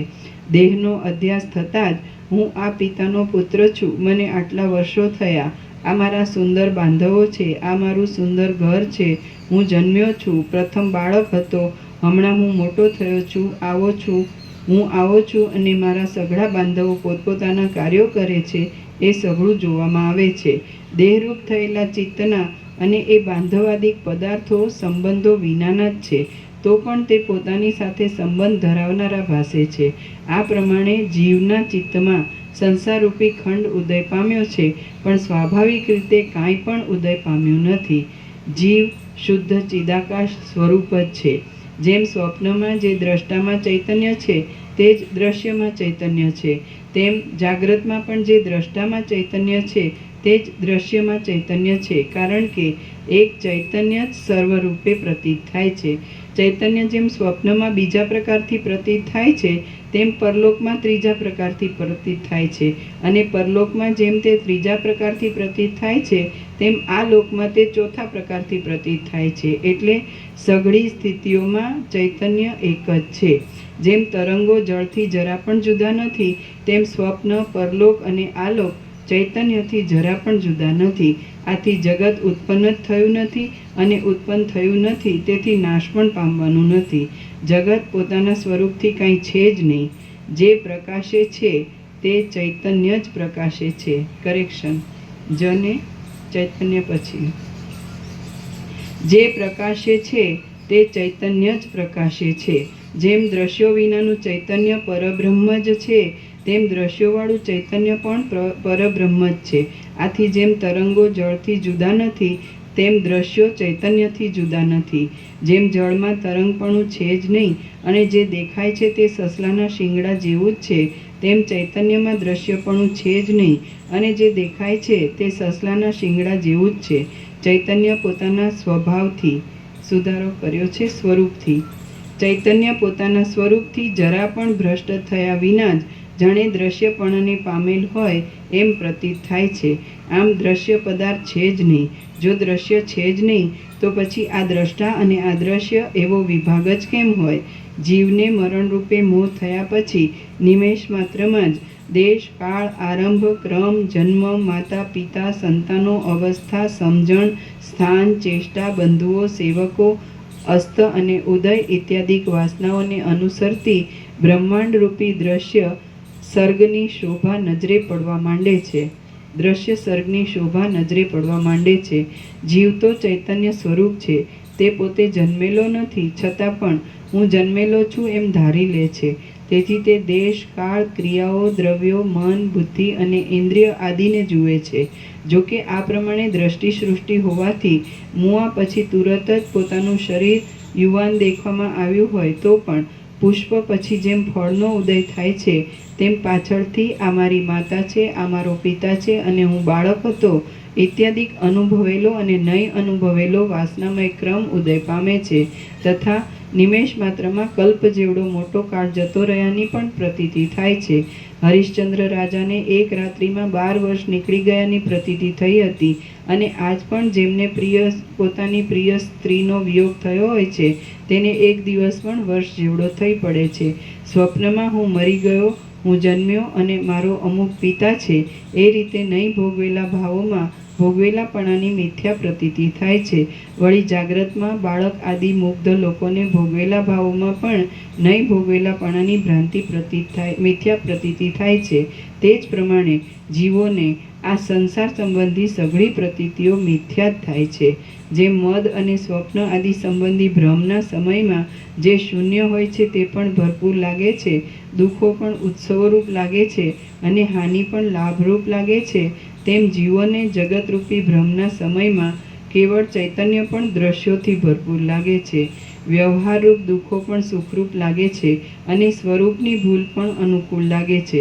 જેમ મરીના બીજના કણમાંની તીખાશ તે બીજથી અભિન્ન જ રહેલી છે, અને જેમ સ્તંભમાં વણ કોતરેલી પૂતળીઓ તેનાથી અભિન્ન જ રહેલી છે, તેમ જે બ્રહ્મ ચૈતન્યમાં આ સઘળું દ્રશ્ય તેથી અભિન્ન જ રહેલ છે અને અભિન્ન હોવાને લીધે શાંત જ છે. તે બ્રહ્મ ચૈતન્યમાં સાચો મોક્ષ કેવો હોય અને શા કારણથી હોય? છે જ નહીં. શ્રી યોગ વાસિષ્ઠ મહારામાયણમાં ઉત્પત્તિ પ્રકરણનો લીલાના આખ્યાન સંબંધી પરમાર્થ પ્રતિપાદન નામનો સર્ગ 20મો સમાપ્ત. સર્ગ 21મો સરસ્વતી અને લીલાનો સંવાદ. આ 21મા સર્ગમાં વિચાર કરતાં જે સ્થૂળ છે તે સૂક્ષ્મ થઈ જાય છે, સૂક્ષ્મ અવિદ્યા થઈ જાય છે અને અવિદ્યા ચૈતન્ય માત્ર થઈ જાય છે, એમ સરસ્વતી લીલાને સમજાવશે. દેવી બોલ્યા, જેમ આંખો ઉઘાડવાથી તુરત જ સઘળા રૂપો પૂરી રીતે પ્રતીત થાય છે, તેમ જીવને મરણરૂપ મોહ થયા પછી તુરત જ અનેક જગત પ્રતીત થાય છે. દિશાઓ, કાળ, વ્યવહારો, આકાશ, સ્વર્ગાદિક અને ઘર આદિ પદાર્થો તથા કલ્પ પર્યંત સ્થિર રહેનારા પૃથ્વી આદિ પદાર્થો પણ અનંત સ્ફુરે છે. જેમ સ્વપ્નમાં પોતાના મરણની પોતાને પ્રતીતિ થાય છે, તેમ જીવને સંસારમાં જે કાર્યો અનુભવાયેલા કે દેખાયેલા પણ હોય તે કાર્યોમાં પણ મેં કર્યા એવી પ્રતીતિ થાય છે. આ પ્રમાણે ચિદાકાશની અંદર માયારૂપી આકાશમાં અનંત ભ્રાંતિઓ સ્ફુરે છે. આ જગત નામની નગરી ભીત વગર જ ચિતરાયેલી છે, માટે કલ્પના માત્ર જ છે. આ જગત છે અને આ સૃષ્ટિ છે એ રીતે વાસના સ્ફુરે છે, અને એ વાસના સમીપમાં દૂરપણાનો અને ક્ષણમાં કલ્પપણાનો વિપરીત ભ્રમ કરે છે. એક અનુભવેલા વિષયોની અને બીજી નહીં અનુભવેલા વિષયોની એમ બે પ્રકારની વાસના છે. એ વાસના ચૈતન્ય રૂપે રહેલી છે અને પૂર્વના કારણોથી રહિત છે. જેમ સ્વપ્ન સંબંધી ભ્રમ આદિમાં બીજાના પિતામાં જેમ સ્વપ્ન સંબંધી ભ્રમ આદિમાં બીજાના પિતામાં પણ પોતાના પિતાની વાસના થાય છે, તેમ આ સંસારમાં નહીં અનુભવેલામાં પણ અનુભવેલાપણાની વાસના કોઈ સમયે ઉદય પામે છે. કોઈ સમય વાસના વિના જ જગતનો અનુભવ થાય છે. દાખલા તરીકે બ્રહ્માને પૂર્વની વાસના વિના જ જગતનો ક્રમ વગરનો અનુભવ થયો છે. હે સુંદરી, કેટલાયકને અનુભવમાં આવેલું આ બ્રહ્માંડ આદિ દ્રશ્ય વાસનામાં રહે છે, અને કેટલાયકને અનુભવમાં નહીં આવેલું બ્રહ્માંડ આદિ દ્રશ્ય પણ વાસનામાં રહે છે. કેટલાયક જીવોને વાસના વિના જ દ્રશ્યની પ્રતીતિ થાય છે. જેમ કે બ્રહ્માને કાકતાલીયની પેઠે અકસ્માત જ બ્રહ્માપણું પ્રાપ્ત થયું છે. જગતનું જે અત્યંત વિસ્મરણ થાય છે તે જ મોક્ષ કહેવાય છે. જગતનું જે અત્યંત વિસ્મરણ થાય છે તે જ મોક્ષ કહેવાય છે. અને મોક્ષની એ સ્થિતિમાં કોઈને કાંઈ પ્રિય અપ્રિય રહેતું નથી, તેમજ બીજા કોઈ પદાર્થો પણ રહેતા નથી. નેક્સ્ટ લાઇનમાં કરેક્શન છે. નિદાન રૂપની જગ્યાએ નિરસન. અહંકાર અને જગતના નિરસન રૂપ અવિદ્યાનો અત્યંત અભાવ થયા વિના મોક્ષ ઉદય પામતો નથી, જો કે તે સ્વાભાવિક રીતે વિદ્યમાન છે.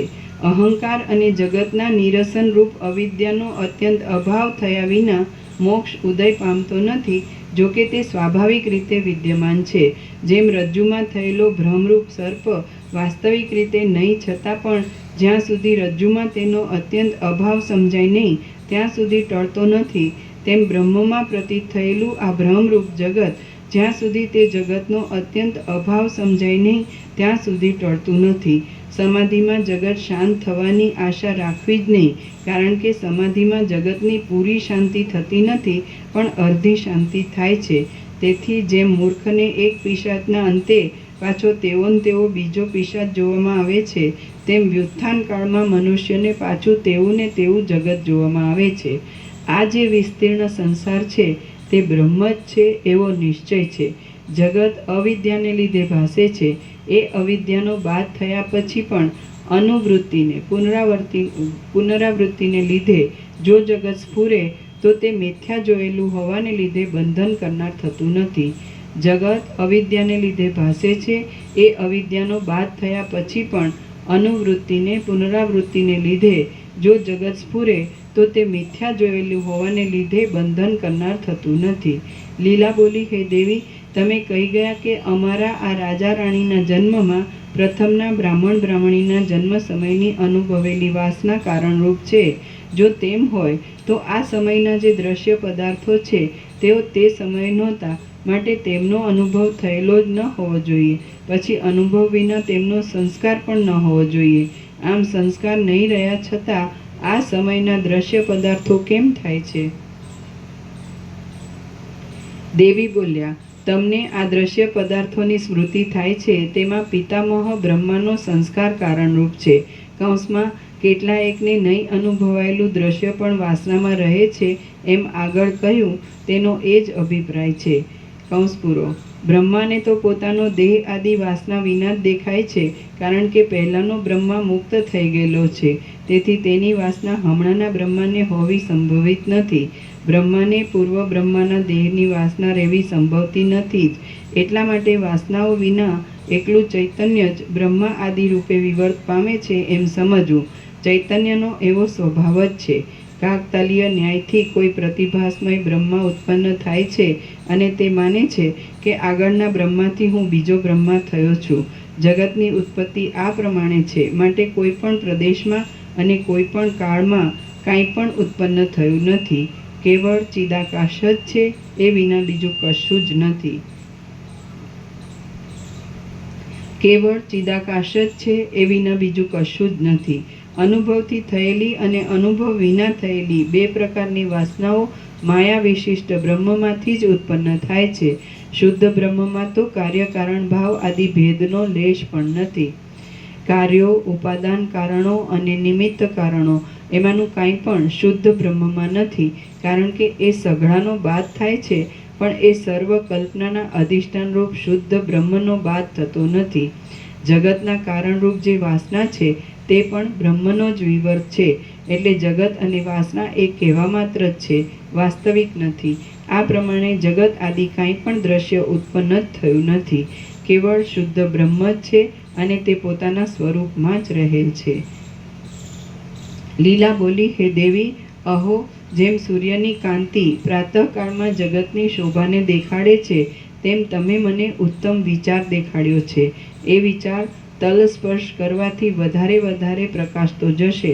પણ હે દેવી, અભ્યાસ નહીં હોવાને લીધે મને જ્યાં સુધી આ વિષયમાં દ્રઢ વ્યુત્પત્તિ થઈ નથી ત્યાં સુધી મારા મનમાં એક ઉત્કંઠા છે, તેને તમે શાંત કરો. એ બ્રાહ્મણ બ્રાહ્મણી સાથે જે સૃષ્ટિમાં રહેતો હતો તેમાં અને તે પહાડી ગામમાં મને તેડી જાઓ, એટલે હું તેમને જોઉં.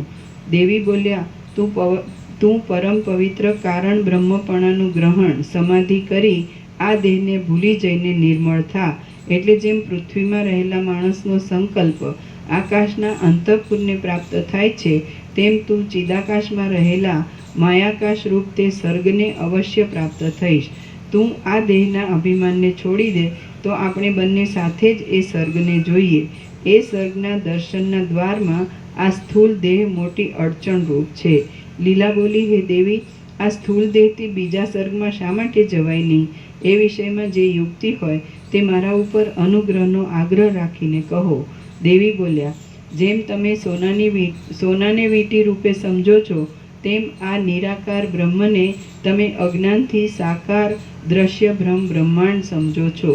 કરેક્શન: બ્રહ્માંડોને એની જગ્યાએ બ્રહ્મને, અને અજ્ઞાનથી સાકાર પછી દ્રશ્ય બ્રહ્માંડ.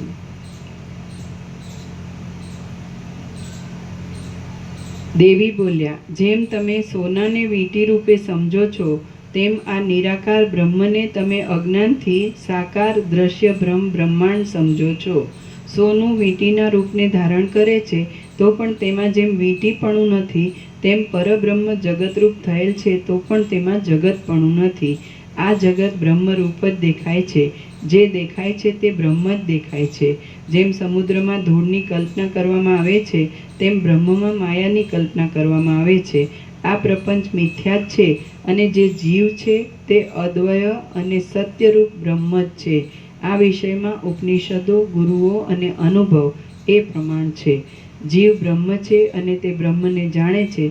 જે બ્રહ્મ ન હોય તે બ્રહ્મને જાણે નહીં. જે બ્રહ્મ છે તે જ સૃષ્ટિ આદિ નામોથી વિવર્ત પામેલ છે. બ્રહ્મમાં એવો વિવર્ત પામવાનો સ્વભાવ જ છે. કોઈ પણ નિમિત્ત કારણો નહીં હોવાને લીધે જગતને કાર્યપણું કે બ્રહ્મને કારણપણું છે જ નહીં. જ્યાં સુધી દ્રઢ અભ્યાસથી તારી ભેદ બુદ્ધિ ટળી નથી ત્યાં સુધી તું બ્રહ્મરૂપ નથી અને બ્રહ્મને દેખતી નથી. અમારો જે વર્ગ છે તેઓને એ વિષયનો દ્રઢ અભ્યાસ થયેલો છે અને અમે દ્રઢ અભ્યાસને લીધે બ્રહ્મરૂપ થયા છીએ. અમારો જે વર્ગ છે તેઓને એ વિષયનો દ્રઢ અભ્યાસ થયેલો છે અને અમે દ્રઢ અભ્યાસને લીધે બ્રહ્મરૂપ થયા છીએ. તેથી અમે તે શુદ્ધ બ્રહ્મને જોઈ શકીએ છીએ. જેમ સંકલ્પના નગરનું સ્વરૂપ બ્રહ્મમય છે તેમ મારું સ્વરૂપ પણ બ્રહ્મમય છે. તેથી હું આ દેહથી જ એ પરમપદને મારા અંતરમાં જોઉં છું અને ચિત્તની શુદ્ધિને લીધે યોગ્ય થયેલા બ્રહ્માદિક પણ તે જ પ્રમાણે જુએ છે.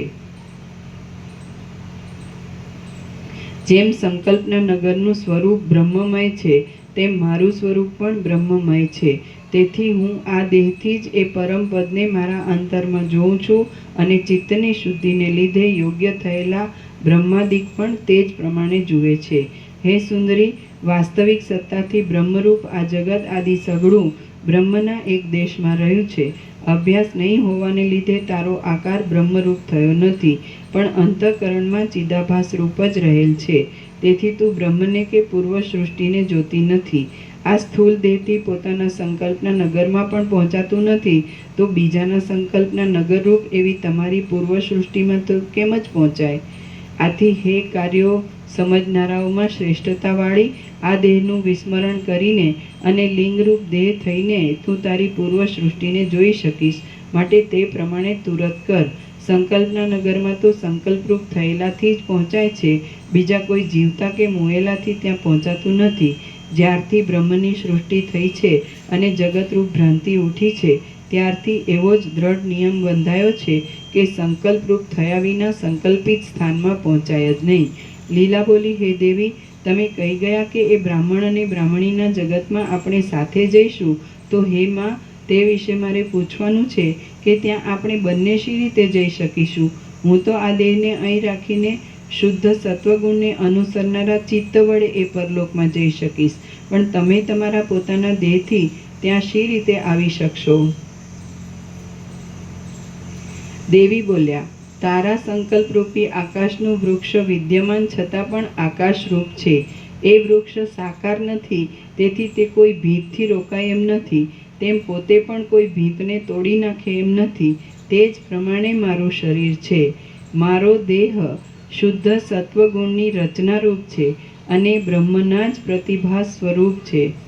મારો દેહ શુદ્ધ સત્વગુણની રચનારૂપ છે અને બ્રહ્મના જ પ્રતિભાસ સ્વરૂપ છે. કૌંસમાં આ મારો દેહ બળી ગયેલા વસ્ત્રના જેવો છે. જેમ બળી ગયેલા વસ્ત્રમાં વસ્ત્રનો આકાર માત્ર જ હોય છે અને તે વાસ્તવિક રીતે ભસ્મરૂપ જ હોય છે, તેમ મારો દેહ આકાર માત્ર જ છે અને તે વાસ્તવિક રીતે બ્રહ્મ સ્વરૂપ જ છે. કૌંસ પૂરો. આ મારો દેહ બ્રહ્મથી જરાક જ જુદો પડે એવો છે. એટલા માટે હું આ દેહને છોડીને નહીં આવું, પણ જેમ ગંધ વાયુમાં પહોંચે છે તેમ હું આ દેહથી જ તે પ્રદેશમાં પહોંચીશ. કરેક્શન. ગંધ વાયુમાં. આ મારો દેહ બ્રહ્મથી જરાક જ જુદો પડે એવો છે.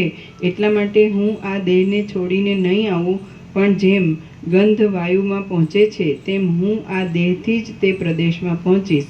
જેમ જળની સાથે જળ, અગ્નિની સાથે અગ્નિ અને વાયુની સાથે વાયુ મળી જાય છે, તેમ આ મારો દેહ મનોમય દેહોની તથા મનોમય બીજી વસ્તુઓની સાથે પણ મળી જાય એમ છે. તારો દેહ પૃથ્વીના વિકારરૂપ સર્જાયેલો છે અને મારો દેહ ચૈતન્યરૂપ સર્જાયેલો છે.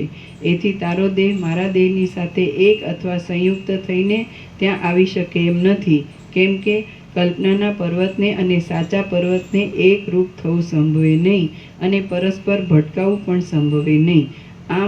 આમ તો આ તારો સ્થૂળ દેહ પણ વાસ્તવિક રીતે મનોમય જ છે, તો પણ લાંબા કાળની ભાવનાથી તું એને પૃથ્વી આદિ ભૂતોના વિકારરૂપ સ્થૂળ સમજી બેઠી છે.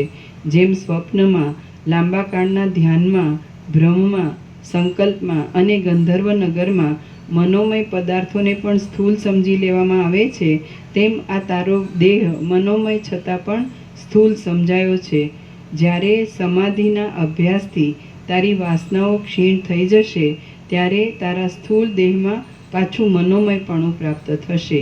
જ્યારે સમાધિના અભ્યાસથી તારી વાસનાઓ ક્ષીણ થઈ જશે, ત્યારે તારા સ્થૂળ દેહમાં પાછું મનોમયપણું પ્રાપ્ત થશે. લીલા બોલી, મનોમય દેહપણાની પ્રતીતિ દ્રઢ થઈ જાય ત્યારે આ સ્થૂળ દેહ મનોમય થઈ જાય છે કે પછી નાશ પામી જાય છે?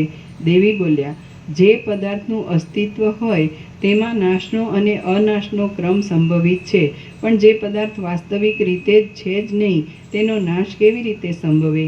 હે પુત્રી, રજ્જુનું રજ્જુપણું સમજાયાથી સર્પરૂપી ભ્રમ નાશ પામે છે, ત્યારે સર્પ નાશ પામ્યો અથવા નાશ નથી પામ્યો એમ કહી શકાય કે? એટલે જેમ સાચું જ્ઞાન થવાથી રજ્જુમાં સર્પ દેખાતો નથી, તેમ મનમાં દેહપણું દેખાતું નથી. એટલે જેમ સાચું જ્ઞાન થવાથી રજ્જુમાં સર્પ દેખાતો નથી, તેમ મનમાં દેહપણું દેખાતું નથી. અમારા વાસ્તવિક સિદ્ધાંત પ્રમાણે તો સ્થૂળ દેહની કલ્પના થવાનો પણ સંભવ નથી, પણ જો કોઈ વિદ્વાન એવી કલ્પનાને સિદ્ધ કરતો હોય તો તે કલ્પના પણ ટળી જાય છે. જે સ્થળમાં જે શિલા જ નથી, તે સ્થળમાંથી તે શિલાને દૂર કાઢી નાખેલી જ સમજવી. હે ભદ્રા, અમે તો ખરી રીતે દેહાદિકને બ્રહ્મમાં રહેલા, બ્રહ્મથી પૂર્ણ અને બ્રહ્મરૂપ જ જોઈએ છે, પણ તું એ પ્રમાણે જોતી નથી. હે ભદ્રા, અમે તો ખરી રીતે દેહાદિકને બ્રહ્મમાં રહેલા, બ્રહ્મથી પૂર્ણ અને બ્રહ્મરૂપ જ જોઈએ છે, પણ તું એ પ્રમાણે જોતી નથી. સૃષ્ટિના આરંભમાં જ્યારે પહેલો સંકલ્પ ઉઠવાની કલ્પના થઈ, ત્યારે ચૈતન્ય મનોમય દેહરૂપ જ થયું હતું, પણ ત્યારથી માંડીને જેમ જેમ સ્થૂળતા કલ્પાતી જાય છે, તેમ તેમ ચૈતન્ય ભ્રાંતિથી પોતાને દ્રશ્યરૂપ જોતું આવે છે. લીલા બોલી, પરમ તત્વરૂપ એક જ ચૈતન્ય અત્યંત શાંત છે અને દિશાઓના તથા કાળ આદિના વિભાગોથી રહિત છે, તેમાં પહેલી કલ્પનાને પણ ક્યાંથી અવસર મળ્યો? દેવી બોલ્યા, જેમ સુવર્ણમાં કડાપણું નથી, જળમાં તરંગપણું નથી અને સ્વપ્નમાં કે સંકલ્પના નગર આદિમાં સત્યતા નથી, તે જ રીતે વાસ્તવિક અનુભવ કરીએ તો બ્રહ્મમાં કલ્પના પણ નથી જ, કારણ કે બ્રહ્મ નિર્મળ હોવાથી તેમાં કલ્પનાનો ભાગ આવે એમ જ નથી. જેમ આકાશમાં રજ નથી, તેમ બ્રહ્મમાં કલ્પના પણ નથી જ. બ્રહ્મ તો વિષયોથી રહિત છે, શાંત છે, એક છે, સ્વતઃ સિદ્ધ છે અને વ્યાપક છે. જેમ કાચનો તથા સુશોભિત ઉત્તમ મણિનો ચકચકાટ હોય છે, તેમ જોવામાં આવતું જે કંઈ આ જગત છે તે પરબ્રહ્મનો ચકચકાટ જ છે અને તે શુદ્ધ જ છે. લીલા બોલી, હે દેવી, આટલા બધા લાંબા કાળ સુધી કોણે આપણને આ સઘળા દ્વૈતની અને અદ્વૈતની કલ્પનાઓથી ભમાવ્યા છે?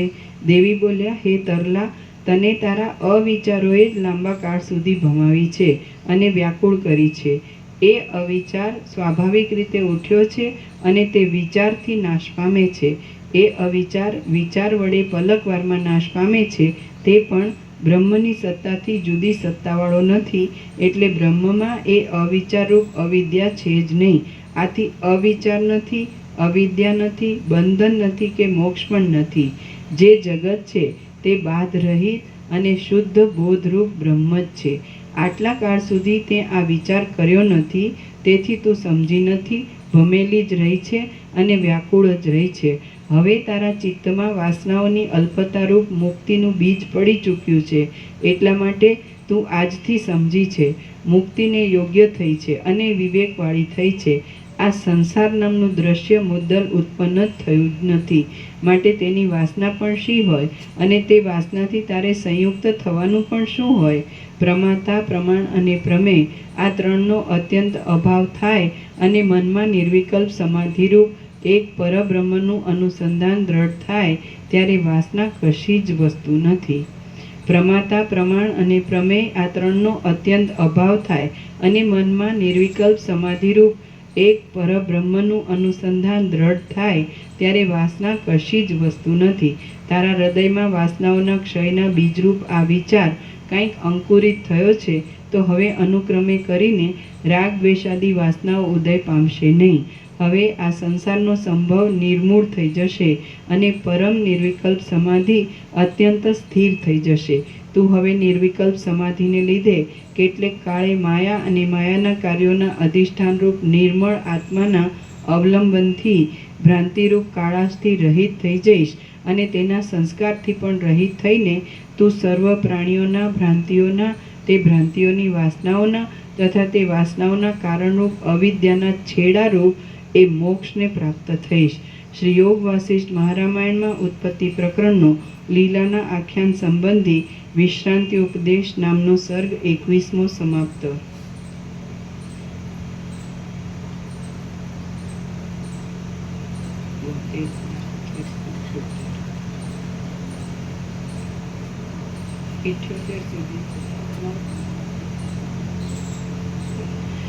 સર્ગ 22મો. વાસનાઓને અલ્પ કરવાનો ઉપાય અને અભ્યાસ. આ 22મા સર્ગમાં તુર્યાવસ્થાનું લક્ષણ, જીવન મુક્તિની સ્થિતિ, વાસનાઓને અલ્પ કરવાનો ઉપાય અને તે ઉપાયનો અભ્યાસ એનું નિરૂપણ કરવામાં આવશે. દેવી બોલ્યા, જેમ સ્વપ્ન છે એમ સમજાયાથી સ્વપ્નનો દેહ અનુભવમાં આવેલો છતાં પણ શાંત થઈ જાય છે, તેમ વાસનાઓ ક્ષીણ થવાથી સ્થૂળ દેહ અનુભવમાં આવેલો હોવા છતાં પણ શાંત થઈ જાય છે. જેમ સ્વપ્નના જ્ઞાનથી સ્વપ્નનો દેહ ટળી જાય છે, તેમ વાસનાઓ ક્ષીણ થવાથી જાગ્રતનો દેહ પણ ટળી જાય છે. જેમ સ્વપ્નના કે સંકલ્પના દેહનો અંત થાય છે ત્યારે આ સ્થૂળ દેહ ઉદય પામે છે, તેમ જાગ્રતના સ્થૂળ દેહના અહંભાવનો અંત થાય છે ત્યારે મનોમય દેહ ઉદય પામે છે. જેમ સ્વપ્નમાં વાસનાના બીજનો ઉદય બંધ પડે છે ત્યારે સુષુપ્તિ પ્રાપ્ત થાય છે, તેમ જાગ્રતમાં સઘળી વાસનાઓનું બીજ બાધિત થાય છે ત્યારે જીવન મુક્તિ પ્રાપ્ત થાય છે. જેમ સ્વપ્નમાં વાસનાના બીજનો ઉદય બંધ પડે છે ત્યારે સુષુપ્તિ પ્રાપ્ત થાય છે, તેમ જાગ્રતમાં સઘળી વાસનાઓનું બીજ બાધિત થાય છે ત્યારે જીવન મુક્તિ પ્રાપ્ત થાય છે. જીવન મુક્ત લોકોની જે વાસના જોવામાં આવે છે તે વાસના નથી, પણ સત્તા સામાન્યરૂપ શુદ્ધ બ્રહ્મ જ એ વાસના નામથી કહેવાય છે.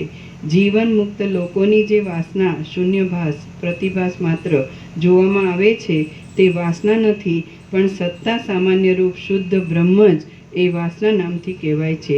જેમાં સઘળી વાસનાઓ સૂઈ જાય છે એવી નિદ્રા સુષુપ્તિ કહેવાય છે, અને જેમાં સઘળી વાસનાઓ સૂઈ જાય છે તેવી જાગ્રત અવસ્થા ગાઢ મૂર્છા કહેવાય છે.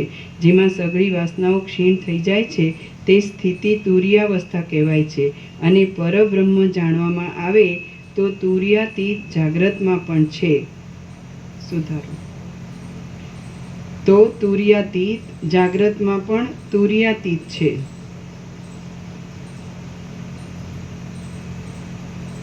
જેમાં સઘળી વાસનાઓ ક્ષીણ થઈ જાય છે તે સ્થિતિ તુર્યાવસ્થા કહેવાય છે. અને પરબ્રહ્મ જાણવામાં આવે તો તુર્યાતીત જાગ્રતમાં પણ તુર્યાતીત છે. જેમ જીવતા માણસોની વાસનાઓ ક્ષીણ થઈ હોય છે તેવી જીવનની સ્થિતિ જીવનમુક્ત દશા કહેવાય છે, અને તે દશાને અમુક પુરુષો જાણતા પણ નથી. જો ચિત્ત સમાધિથી પરબ્રહ્મમાં લાગીને પાતળી વાસનાવાળું થાય છે તો જેમ હિમ તાપથી પીગળીને જળપણું પામે છે, તેમ તે સ્થૂળ રૂપ છોડીને સૂક્ષ્મ રૂપ થઈ જાય છે. જે મન આત્માના પ્રબોધથી સૂક્ષ્મતા પામેલું હોય છે તે મન બીજી સૃષ્ટિઓમાં તથા બીજા જન્મમાં રહેલા બીજા ચિત્તોની સાથે અને દેવ આદિના શરીરોની સાથે મળી જાય છે, પણ તે સિવાયનું બીજાનું મન એમ મળી શકતું નથી. જ્યારે દ્રઢ અભ્યાસથી તારો આ અહંભાવ શાંત થશે ત્યારે તને વિસ્તીર્ણ અને દ્રશ્ય માત્રના છેડારૂપ એવું બોધપણું આપોઆપ પ્રાપ્ત થશે. જ્યારે તારું સૂક્ષ્મપણાનું જ્ઞાન અવિચલ સ્થિતિને પ્રાપ્ત થશે ત્યારે તું સર્વ લોકોને સંકલ્પથી અદૂષિત અને પરમ પવિત્રતાવાળા જોઈશ. આથી હે અનિંદિતા, તું વાસનાઓને અલ્પ કરવાનો યત્ન કર. તારો એ યત્ન દ્રઢ થશે એટલે તું જીવન મુક્ત થઈશ. અપાર શીતળતાવાળો આ બોધરૂપી ચંદ્રમાં જ્યાં સુધી પૂર્ણ કળાઓવાળો થયો નથી ત્યાં સુધી તું આ સ્થૂળ દેહને અહીં રાખીને બીજા લોકને જો. વ્યાવહારિક કાર્યોમાં માંસમય દેહ માંસમય દેહની સાથે જ સંયોગ પામે છે, પણ તે સૂક્ષ્મ દેહની સાથે સંયોગ પામતો નથી. એટલા માટે તારે તારા સ્થૂળ દેહને મારા દેહની સાથે સંયુક્ત કરીને ત્યાં આવવાની આશા રાખવી નહીં. આ વાત મેં મારા અનુભવ પ્રમાણે જેમ છે તેમ જ કહી છે, અને બાળકો પણ તે સમજી શકે એવી છે. સિદ્ધ લોકોના અનુભવથી પણ તે સિદ્ધ છે. આ વાત કોઈ વરદાનની કે શાપની વાતની જેમ ઠોકી બેસાડેલી નથી. બોધના દ્રઢ અભ્યાસથી સંસાર સંબંધી વાસનાઓ પાતળી પડી જાય છે, અને આ સ્થૂળ દેહ જ સૂક્ષ્મ દેહરૂપ થઈ જાય છે. જોકે મરણના સમયમાં પણ જીવને સૂક્ષ્મ દેહ પ્રાપ્ત થાય છે, તો પણ તે દેહ કોઈ જીવતાના કે મુવાના અનુભવમાં આવતો નથી. લોકો તો કેવળ સ્થૂળ દેહને જ મરતો જુએ છે. વાસ્તવિક વિચાર કરીએ તો આ સ્થૂળ દેહ પણ મરતો નથી કે જીવતો પણ નથી, કારણ કે કલ્પિત પદાર્થને મરણ કે જીવન હોવાનો સંભવ જ નથી. સ્વપ્ન જેવી અને સંકલ્પ જેવી ભ્રાંતિમાં મરણ કે જીવન કહેવાય જ કેમ? હે પુત્રી, જેમ સંકલ્પના પુરુષમાં જીવિત અને મરણ મિથ્યા પ્રતીત થાય છે, તેમ આ શરીરમાં પણ જીવન અને મરણ મિથ્યા જ પ્રતીત થાય છે. લીલા બોલી, હે દેવી, તમે મને એવા નિર્મળ જ્ઞાનનો ઉપદેશ દીધો છે કે તે સાંભળવાથી દ્રશ્યરૂપી વિસૂચિકાનો રોગ શાંત થઈ જાય. હવે આ વિષયમાં મારા ઉપર વિશેષ ઉપકાર કરીને કહો કે એ જ્ઞાનનો અભ્યાસ કેવો છે, તે કેવી રીતે કરવો જોઈએ, કેવી રીતે એ અભ્યાસ પુષ્ટ થાય, અને તે પુષ્ટ થયાથી કેવી સ્થિતિ પ્રાપ્ત થાય છે. દેવી બોલ્યા, ગમે તે સમયમાં પણ જે માણસ જે કાર્ય કરે છે તે માણસનું તે કાર્ય અભ્યાસ વિના કદી પણ સિદ્ધ થતું નથી. જ્ઞાનનું ચિંતન કરવું, જ્ઞાનની વાતો કરવી, નહીં જણાયેલા અંશ એકબીજાને સમજાવવા અને જ્ઞાનમાં જ તત્પર રહેવું, તેને પંડિતો અભ્યાસ કહે છે. મનમાં ભલાઈવાળા અને વૈરાગ્યવાળા જે મહાત્માઓ સંસારનું બંધન ટાળવા માટે યત્નપૂર્વક વાસનાઓની ક્ષીણતા કરે છે, તેઓ જગતમાં વિજયી છે. મનમાં ભલાઈવાળા અને વૈરાગ્યવાળા જે મહાત્માઓ સંસારનું બંધન ટાળવા માટે યત્નપૂર્વક વાસનાઓની ક્ષીણતા કરે છે, તેઓ જગતમાં વિજયી છે. જેમની બુદ્ધિ સર્વ પરિગ્રહના ત્યાગરૂપી ઝળકતા સૌંદર્યવાળા વૈરાગ્ય રસથી રંગાયેલી છે અને જે આનંદને આપનારી છે, તેમને ઉત્તમ અભ્યાસી સમજવા. જેમની બુદ્ધિ સર્વ પરિગ્રહના ત્યાગરૂપી ઝળકતા સૌંદર્યવાળા વૈરાગ્ય રસથી રંગાયેલી છે અને જે આનંદને આપનારી છે, તેમને ઉત્તમ અભ્યાસી સમજવા. જેઓ જ્ઞાતાનો અને જ્ઞેયનો અત્યંત અભાવ કરવામાં યુક્તિઓથી અને શાસ્ત્રોથી યત્ન કરે છે, તેમને જ્ઞાનના અભ્યાસી જાણવા. જેઓ જ્ઞાતાનો અને જ્ઞેયનો અત્યંત અભાવ કરવામાં યુક્તિઓથી અને શાસ્ત્રોથી યત્ન કરે છે, તેમને જ્ઞાનના અભ્યાસી જાણવા. આ દ્રશ્ય જગત સૃષ્ટિના આરંભમાં મૂળે ઉત્પન્ન જ થયું નથી, અને આ જે દેખાય છે તે તથા જે અહંભાવ રૂપે છે તે કદી પણ છે જ નહીં, એમ જે ચિંતન કર્યા કરવું, એ બોધનો અભ્યાસ કહેવાય છે.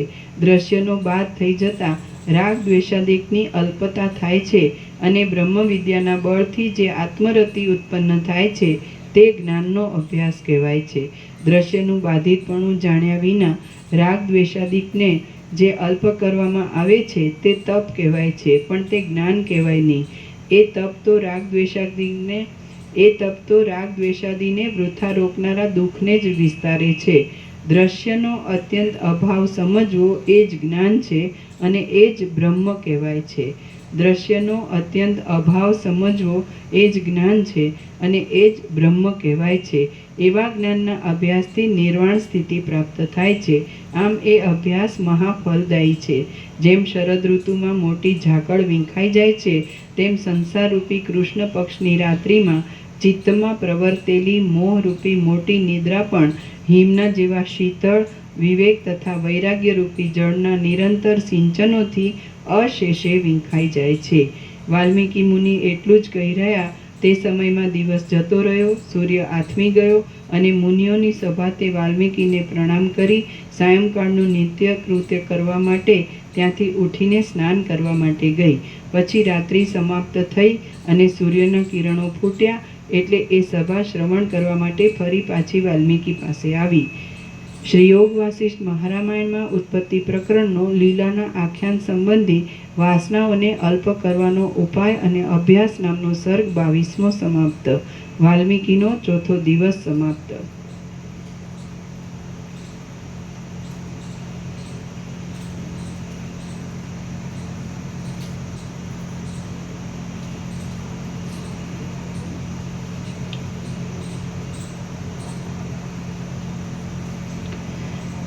સર્ગ 23મો. સરસ્વતી અને લીલાનું જ્ઞાન દેહથી આકાશમાં ગમન.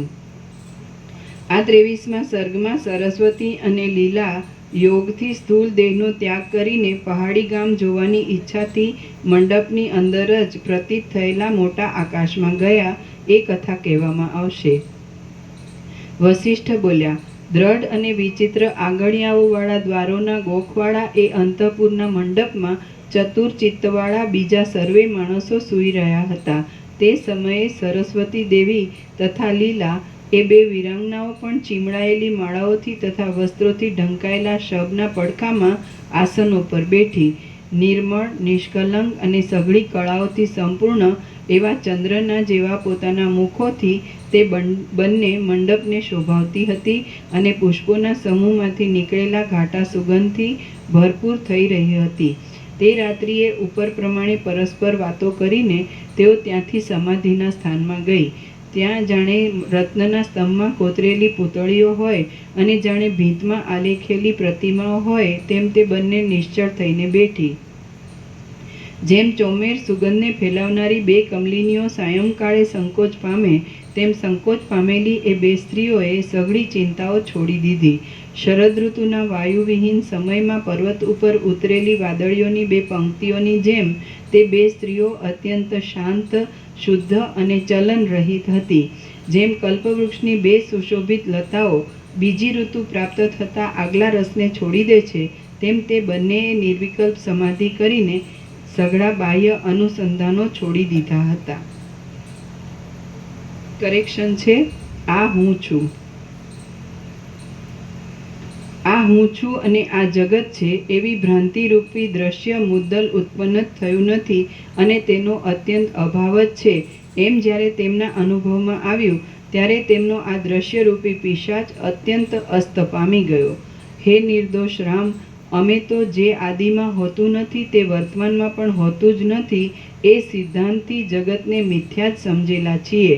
તેથી કોઈ સમયે જગત દેખાય છે તો તેને ઝાંઝવાના પાણી જેવું જાણીએ છીએ અને નથી દેખાતું તો તેને સસલાના શિંગડા જેવું ગણીએ છીએ. જેમ પ્રલયકાળમાં અને સૂર્ય આદિ સમૂહોથી અત્યંત રહિત એવું આકાશ સ્વભાવથી કેવળ અને શાંત હોય છે, તેમ દ્રશ્યનો અસ્ત થતાં એ બે સ્ત્રીઓ સ્વભાવથી કેવળ અને શાંત થઈ ગઈ. ચિદ્રૂપ સરસ્વતી દેવી તે જ જ્ઞાન દેહથી આકાશમાં ફરવા લાગ્યા અને માનુષી લીલા પણ જ્ઞાન અને ધ્યાનને અનુસરતા બીજા દેહથી આકાશમાં ફરવા લાગી. ચિદાકાશ રૂપ અને આકાશમાં ફરનારા શરીરોવાળી એ બે સ્ત્રીઓ પ્રકટ થયેલ પૂર્વ સંકલ્પના સંસ્કારથી એ ઘરના આકાશમાં જ એક વેદ જેટલા ભાગમાં ચડીને ઊભી રહી. પછી વિનોદથી ચપળતાવાળી અને લલિત નેત્રોવાળી તે બંને લલનાઓ વિષયોના જ્ઞાનનો વિષયોને અનુકૂળ કલ્પના કરવાનો સ્વભાવ હોવાને લીધે ત્યાંથી દૂર આકાશમાં ગઈ. જો કે તેઓ એ જ મંડપમાં ઊભી હતી તો પણ આપણે આકાશમાં ઉડીએ છીએ એવી કલ્પના વૃત્તિથી તેઓ કરોડ યોજનના વિસ્તારવાળા અત્યંત દૂર અંતરના આકાશમાં ચડી ગઈ. એ બે સખીઓ વાસ્તવિક રીતે ચિદાકાશમય શરીરોવાળી હતી તો પણ પૂર્વે સંકલ્પિત કરેલા દ્રશ્યના અનુસંધાનવાળા પોતાના સ્વભાવને લીધે પરસ્પરના આકારને જોઈને પરસ્પર ઉપર અત્યંત સ્નેહ કરવા લાગી. શ્રી યોગ વાસિષ્ઠ મહારામાયણમાં ઉત્પત્તિ પ્રકરણનો લીલાના આખ્યાન સંબંધી જ્ઞાન દેહાકાશ ગમન નામનો સર્ગ 23મો સમાપ્ત. સર્ગ 24મો. વિચિત્રતા અને વિલાસોથી ભરપૂર આકાશનું વર્ણન. આ 24મા સર્ગમાં અનંત બ્રહ્માંડોની વિચિત્રતા રૂપ વિલાસોથી ભરપૂર અને લીલાના તથા સરસ્વતીના માર્ગરૂપ આકાશનું વર્ણન કરવામાં આવશે. વસિષ્ઠ બોલ્યા, દૂરથી પણ દૂર ઉડીને તેઓ ધીરે ધીરે ઊંચા સ્થાનમાં પહોંચી ગઈ અને એકબીજીનો હાથ ઝાલીને ચાલતી એ સખીઓ આકાશને નિહાળવા લાગી. એ આકાશ પ્રલયકાળના ગંભીર સમુદ્રની પેઠે અપાર નિર્મળ અંતરવાળું કોમળ અને કોમળ પવનના સંયોગથી સુખ આપનારું હતું.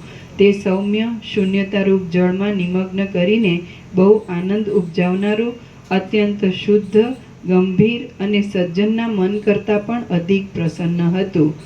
પછી તે બંને દિશાઓમાં મેરુ આદિ પર્વતોના શિખરો પર રહેલા અને પૂર્ણચંદ્રના ગર્ભની પેઠે નિર્મળતા ધરાવનારા વાદળાના પુષ્ટ ઉદરરૂપ સ્વચ્છ મહેલમાં વિશ્રામ કર્યો. પછી તેમણે સિદ્ધોની તથા ગંધર્વોની મંદારમાળાઓની મહેકથી મનનું આકર્ષણ કરનારા અને ચંદ્રના મંડળમાંથી નીકળેલા સુખદાયી પવનમાં રમણ કર્યું. પછી ઘણી ગરમીનો નાશ કરનારા વીજળીઓ રૂપી રાતા કમળોથી વ્યાપ્ત અને જળના સમૂહથી ભરેલા મેઘમંડળ રૂપી તળાવમાં તેમણે સ્નાન કર્યું. પછી જેઓમાં અનેક ભૂતલોના પર્વતો કમળના કંદના અંકુરની અણીઓ જેવા લાગતા હતા એવી દિશાઓરૂપ સરસીઓ તળાવડીઓમાં તેમણે ભ્રમરીઓની પેઠે યથેષ્ટ રીતે ભ્રમણ કર્યું. પછી તેમણે ગંગાજીના ધીર ઝરણાઓમાં ઉડતા બિંદુઓવાળા અને વાયુથી ક્ષોભ પામેલા મેઘમંડળ રૂપી મંડળને ફુવારાનું ઘર સમજીને તેમાં વિહાર કર્યો. પછી ધીરે ધીરે જતી અને પોતાની શક્તિ પ્રમાણે વિશ્રામ લેતી એ બે મનોમય શરીરવાળી સ્ત્રીઓએ લોકોની રચના આદિ મોટા આરંભોથી ભરપૂર થયેલું એક બીજું આકાશ દીઠું. એ આકાશ એવી રીતે સાથે રહીને એમણે કદી પણ જોયું ન હતું.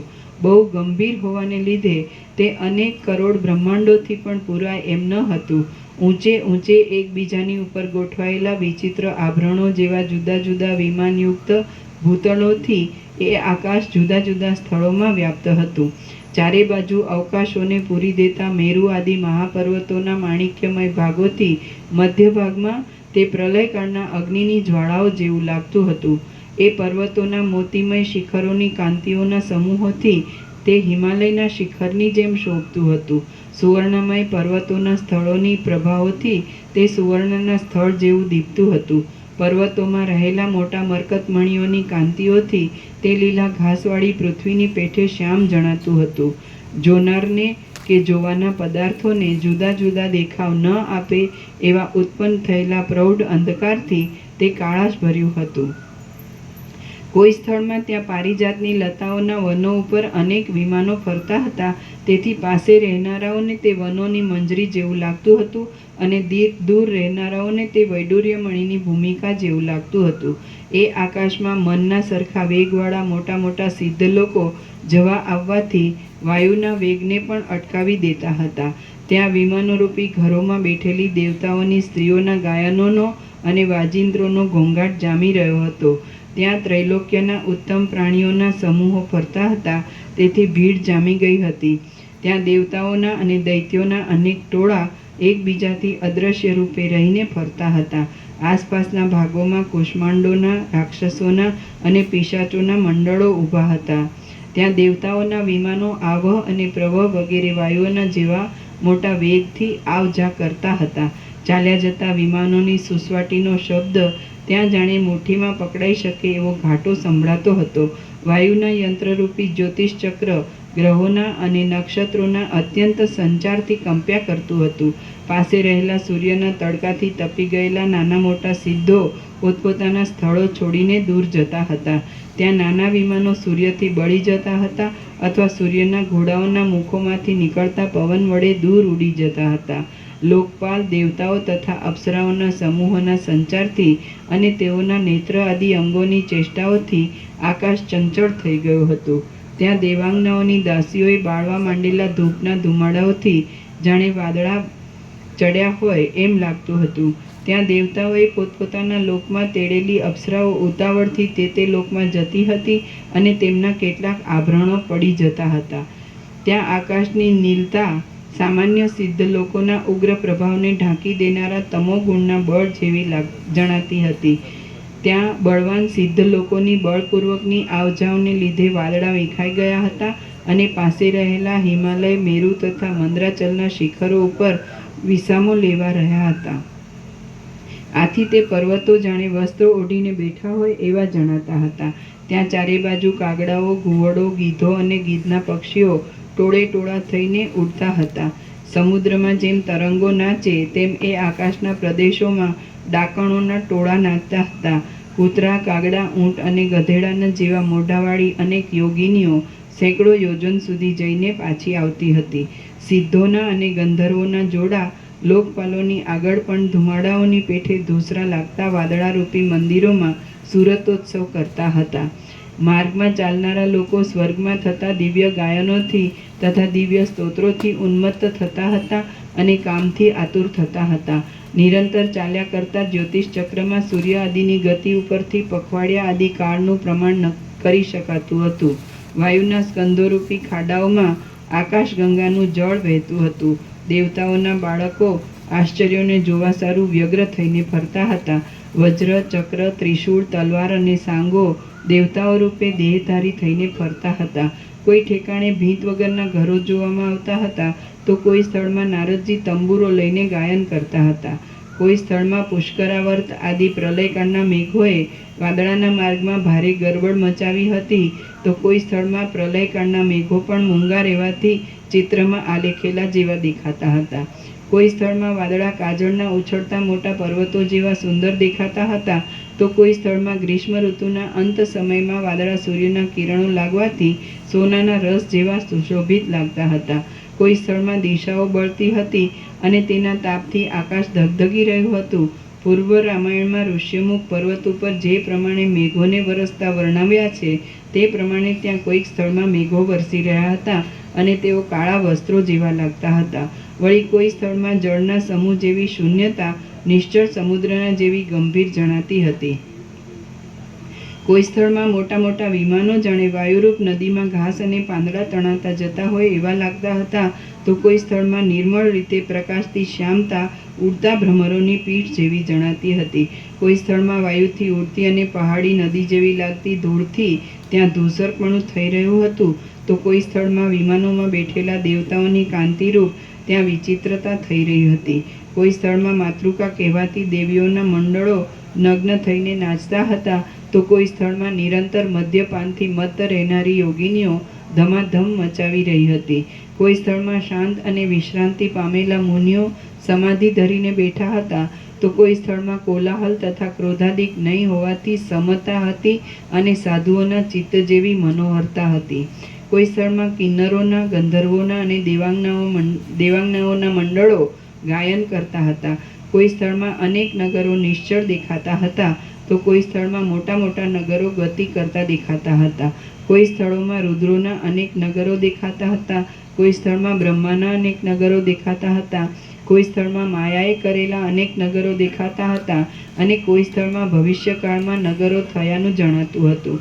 કોઈ સ્થળમાં માયા રચિત ચંદ્ર સરોવરો ઉછળતા હતા. કોઈ સ્થળમાં સરોવરો હિમના જેવા ઘટ્ટ થઈ ગયા હતા. કોઈ સ્થળમાં સિદ્ધ લોકો ફરતા હતા અને કોઈ સ્થળમાં ચંદ્રનો ઉદય થયો હતો. કોઈ સ્થળમાં સૂર્યનો ઉદય થયો હતો. કોઈ સ્થળમાં રાત્રિનું અંધારું વ્યાપી રહ્યું હતું. કોઈ સ્થળમાં સંધ્યાકાળની વિચિત્રતા થઈ રહી હતી અને કોઈ સ્થળમાં ઝાકળતી ધૂસરતા પથરાઈ રહી હતી. કોઈ સ્થળમાં હિમ જેવા વાદળાની ધવલતા વ્યાપી રહી હતી. કોઈ સ્થળમાં વરસાદ વરસતો હતો અને કોઈ સ્થળમાં લોકપાલ દેવતાઓ આદિ સ્થળની જેમ આકાશમાં જ બેઠા હતા.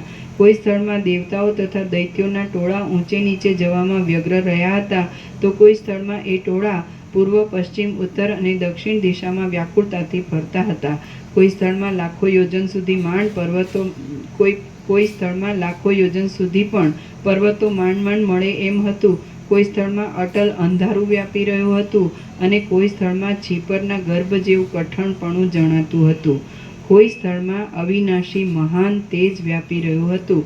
કોઈ સ્થળમાં સૂર્ય તથા અગ્નિના જેવી પ્રભા વ્યાપી રહી હતી અને કોઈ સ્થળમાં ચંદ્ર આદિના મંદિરમાં હિમના ગર્ભના જેવી શીતળતા પ્રસરી રહી હતી. કોઈ સ્થળમાં આંખ આગળ દેવતાઓના અનુચરો દૈત્યોના ભયથી કલ્પવૃક્ષની લતાઓના વનને ઉપાડીને લઈ જતા હતા અને કોઈ સ્થળમાં દૈત્યોના પ્રહારોથી દેવતાઓના ઊંચા ઊંચા નગરો પડી જતા હતા. કોઈ સ્થળમાં દેવતાઓ વિમાનોમાંથી પડી જતા હતા અને તેમના તેજથી જાણે અગ્નિની રેખા અંકાતી હતી. કોઈ સ્થળમાં ઉગેલા સેંકડો કેતુઓના પરસ્પર ભટકાવાથી ગીર્દી થઈ રહી હતી. કોઈ સ્થળમાં શુભ ગ્રહો ઊંચા ભાગના મંડળમાં ઉગ્યા હતા. કોઈ સ્થળમાં રાત્રિના જેવું અંધારું વ્યાપી રહ્યું હતું અને કોઈ સ્થળમાં દિવસના જેવો પ્રકાશ થઈ રહ્યો હતો. કોઈ સ્થળમાં વાદળા ગાજતા હતા, કોઈ સ્થળમાં નિર્મળ વાદળાઓ શાંત થઈને રહ્યા હતા અને કોઈ સ્થળમાં વાયુથી વિંખાયેલા ધોળા વાદળાના સમૂહો પુષ્પોની શૈયાઓ જેવા લાગતા હતા. કોઈ સ્થળમાં અત્યંત નિર્જનતા, શુદ્ધપણું, ઉપાધિ રહિતતા, આનંદથી કોમળપણું, શાંતપણું અને સ્વચ્છપણું હતું. તેથી ત્યાં જ્ઞાની પુરુષના વિશાળ હૃદયના જેવી શોભા દેખાતી હતી. કોઈ સ્થળમાં અત્યંત નિર્જનતા, શુદ્ધપણું, ઉપાધિ રહિતતા, આનંદથી કોમળપણું, શાંતપણું અને સ્વચ્છપણું હતું. તેથી ત્યાં જ્ઞાની પુરુષના વિશાળ હૃદયના જેવી શોભા દેખાતી હતી. કોઈ સ્થળમાં દેવતાઓના વાહનો રૂપી દેડકાઓ ગળામાંથી શબ્દો કરતા હતા, તો કોઈ સ્થળમાં શૂન્યતા રૂપી જળ ફેલાયાથી દેવતાઓના ક્યારાઓની ભ્રાંતિ થતી હતી. કોઈ સ્થળમાં મયુર અને હેમચૂડ આદિ પક્ષીઓ વિનોદ કરતા હતા, તો કોઈ સ્થળમાં વિદ્યાધરીઓના અને દેવાંગનાઓના વાહનો બેઠા હતા. કોઈ સ્થળમાં કાર્તિક સ્વામીના મયુરનું મંડળ વાદળાઓ વિશે ઉદ્ધત નૃત્ય કરતું હતું અને કોઈ સ્થળમાં અગ્નિના વાહનરૂપ પોપટો બેઠા હતા. આથી ત્યાં લીલા ઘાસવાળા પ્રદેશોના જેવી હરિયાળી થઈ રહી હતી. કોઈ સ્થળમાં યમરાજના પાડાના શરીર આગળ વાદળા પણ નાના લાગતા હતા અને કોઈ સ્થળમાં ઘોડાઓના ઘાસના સમૂહની ભ્રાંતિથી કાળા વાદળાને ચાવવા લાગ્યા હતા. કોઈ સ્થળમાં દેવતાઓના નગરો વ્યાપી રહ્યા હતા, કોઈ સ્થળમાં દૈત્યોના નગરો દેખાતા હતા. કોઈ સ્થળમાં પર્વતોને પણ ફાડી નાખે એવા પવનને લીધે એકબીજાના નગરો અપ્રાપ્ત હતા. કોઈ સ્થળમાં મોટા પર્વતો જેવા ભૈરવો નાચતા હતા અને કોઈ સ્થળમાં પાંખોવાળા પર્વતો જેવા વિનાયકો નાચતા હતા. કોઈ સ્થળમાં પર્વતો પાંખોથી ઉડીને પવનની ભારે ઘૂઘવાટી કરતા હતા અને કોઈ સ્થળમાં ગંધર્વ નગરો તથા દેવાંગનાઓના ટોળા ફેલાઈ રહ્યા હતા. કોઈ સ્થળમાં ઉડતા પર્વતોમાંથી પડેલા લાખો વૃક્ષો વાદળાના છત્રો જેવા થઈ રહ્યા હતા અને કોઈ સ્થળમાં માયાએ બનાવેલી આકાશ નદીઓની જળોની શીતળતા થઈ રહી હતી. કોઈ સ્થળમાં માયાએ બનાવેલી આકાશ નદીઓના જળોથી શીતળતા થઈ રહી હતી. કોઈ સ્થળમાં ચંદ્રના કિરણોના આકર્ષણથી પવનો શીતળ અને સુખાકારી વાતા હતા અને કોઈ સ્થળમાં ઊના પવનથી બળી ગયેલા ઝાડવાળા પર્વતો વાદળા જેવા લાગતા હતા.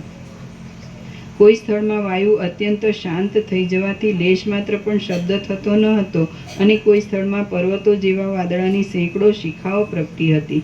કોઈ સ્થળમાં વર્ષા ઋતુના ઉન્મત્ત અને ઘાટા વાદળા મોટો ગડગડાટ કરતા હતા, તો કોઈ સ્થળમાં દેવતાઓના અને દૈત્યોના સમૂહો યુદ્ધ કરતા હતા. આથી ત્યાં જઈ શકાય એમ પણ ન હતું.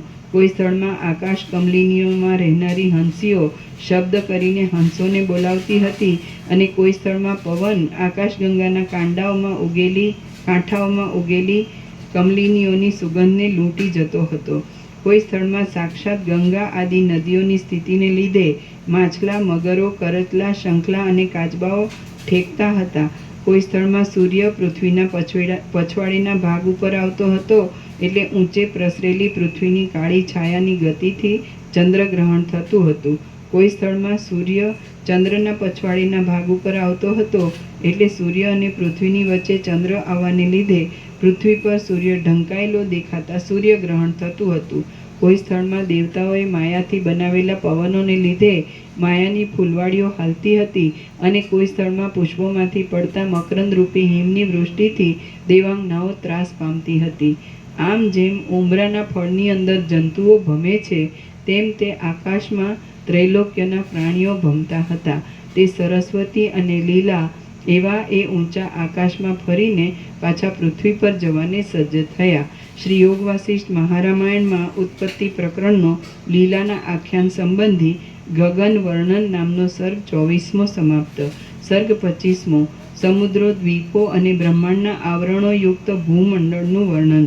આ 25મા સર્ગમાં 7 સમુદ્રોથી 7 દ્વીપોથી અને બ્રહ્માંડના આવરણોથી વીંટાયેલું અપૂર્વ ભુવન તેઓએ દીઠું એ કથા કહેવામાં આવશે. વસિષ્ઠ બોલ્યા, હે રામ, આકાશમાંથી ઉતરીને પૃથ્વીના પહાડી ગામમાં જતી એ 2 સ્ત્રીઓએ કોઈ એક ભૂતળ દીઠું. તે ભૂતળ સરસ્વતીએ લીલાને દેખાડવા ધાર્યું હતું. એ મોટું ભૂતળ બ્રહ્માંડરૂપી પુરુષના હૃદય કમળરૂપ હતું.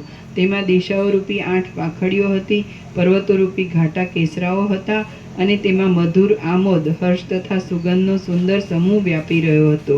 તેમાં નદીઓરૂપી નાના કેસરાઓનો નાળ હતો અને હિમના કણોરૂપી મકરંદના બિંદુઓ હતા.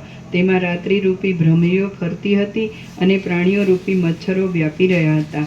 તેની અંદર ઘણા ઘણા ગુણો, ભોગ્ય વસ્તુઓના ગુણો અને તંતુઓ હતા અને જળના પૂર વહાવી રહેલા પાતાળોરૂપી નાળના છિદ્રો હતા. તેમાં રસની, શૃંગાર આદિની અને મકરંદની ભીનાશ ફેલાઈ રહી હતી અને ઉપર હંસ, સૂર્ય હંસ ફરતો હતો. દિવસના, બ્રહ્માના દિવસના અને લૌકિક દિવસના પ્રકાશથી તે પ્રફુલ્લિત થઈ રહ્યું હતું અને રાત્રિમાં, બ્રહ્માની રાત્રિમાં તથા લૌકિક રાત્રિમાં તે સંકોચ પામતું હતું. પાતાળરૂપી કાદવમાં ડૂબેલા શેષનાગ તે કમળનું નાળ હતું. કોઈ સમયે આધારભૂત સમુદ્રોના કંપવાથી દિશાઓરૂપી પાંખડીઓ કંપતી હતી. ત્યાં નીચે રહેલા પાતાળરૂપી નાળના ભાગમાં દૈત્યો તથા દાનવોરૂપી ઘણા ઘણા કાંટાઓ હતા.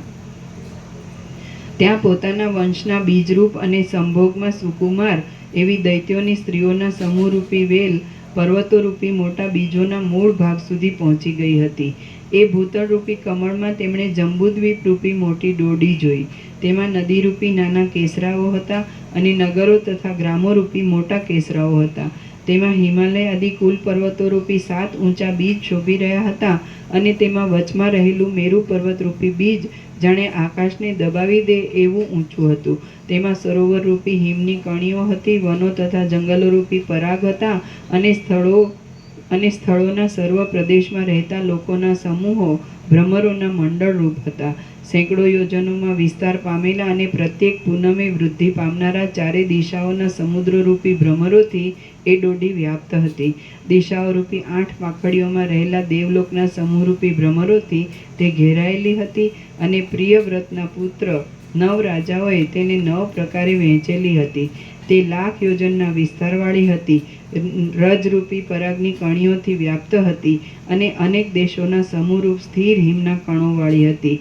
જેમ ચૂડીથી હાથનું કાંડું વીંટાયેલું હોય છે તેમ તે બહાર પોતાનાથી બમણા પ્રમાણવાળી ક્ષાર સમુદ્રરૂપ રેખાથી વીંટાયેલી હતી. વળી ક્ષાર સમુદ્રથી બહાર તે ક્ષાર સમુદ્ર કરતાં પણ બમણા વિસ્તારવાળી અને જગતરૂપી કમળની લતા સરખી શાકદ્વીપરૂપી ગોળ રેખાથી વીંટાયેલી હતી.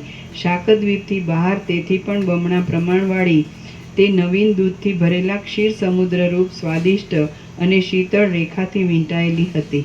ક્ષીર સમુદ્રથી બહાર તે તેથી પણ બમણા પ્રમાણવાળી અને વિવિધ પ્રકારના લોકોથી શોભતી કુશદ્વીપ રૂપરેખાથી તે વીંટાયેલી હતી. કુશદ્વીપથી બહાર તે તેથી પણ બમણા વિસ્તારવાળી અને દેવતાઓના સમૂહને તૃપ્ત કરનારી દહીંના સમુદ્રરૂપ રેખાથી વીંટાયેલી હતી. દહીંના સમુદ્રથી બહાર તે તેથી પણ બમણા પ્રમાણવાળી ક્રૌંચદ્વીપ રૂપ રેખાથી ખાઈથી રાજાની નવી નગરી વીંટાયેલી હોય તેમ વીંટાયેલી હતી. ક્રૌંચદ્વીપ બહાર તે તેથી પણ બમણા પ્રમાણવાળી ઘીના સમુદ્રરૂપ રેખાથી વીંટાયેલી હતી. ઘીના સમુદ્રથી બહાર તે તેથી પણ બમણા પ્રમાણવાળી અને મધ્યના સંબંધને લીધે પાપોથી ભરેલી શાલ્મલી દ્વીપરૂપ રેખાથી વીંટાયેલી હતી. શાલ્મલી દ્વીપથી બહાર તેથી પણ બમણા પ્રમાણવાળી અને પુષ્પો સરખી ધોળી સુરાના સમુદ્રરૂપ રેખાથી જાણે શેષનાગની કાયાથી વિષ્ણુની કાયા વીંટાયેલી હોય તેમ વીંટાયેલી હતી. સુરાના સમુદ્રથી બહાર તે તેથી પણ બમણા પ્રમાણવાળી પ્લક્ષદ્વીપ રૂપરેખાથી વીંટાયેલી હતી. પ્લક્ષદ્વીપથી બહાર તે તેથી પણ બમણા પ્રમાણવાળી અને હિમાલયના શિખર જેવી ધોળી શેરડીના સમુદ્રરૂપ રેખાથી વીંટાયેલી હતી. શેરડીના રસના સમુદ્રથી બહાર તે તેથી પણ બમણા પ્રમાણવાળી પુષ્કર દ્વીપ રેખાથી વીંટાયેલી હતી. એ પુષ્કર દ્વીપથી બહાર તે તેથી પણ બમણા પ્રમાણવાળી મીઠા જળના સમુદ્રરૂપ રેખાથી વીંટાયેલી હતી. એ જંબુદ્વીપ રૂપી ડોડીને મીઠા જળના સમુદ્ર પછી તેથી પણ 10 ગણા પ્રમાણવાળી પાતાળમાં પહોંચનારી પાતાળના એક માર્ગરૂપ મહાભયંકર અને ખાડાઓના સમૂહરૂપ નીચાણવાળી સોનાની ધરતીનો આંટો હતો.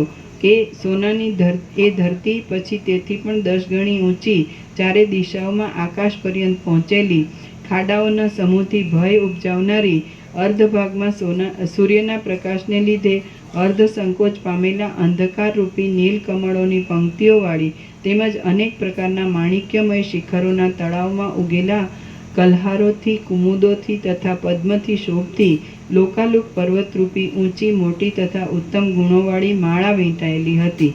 આથી એ જંબુદ્વીપરૂપ દોડી જાણે ત્રૈલોક્યની લક્ષ્મીના કેશની ઉત્તમોત્તમ રચના હોય એવી લાગતી હતી.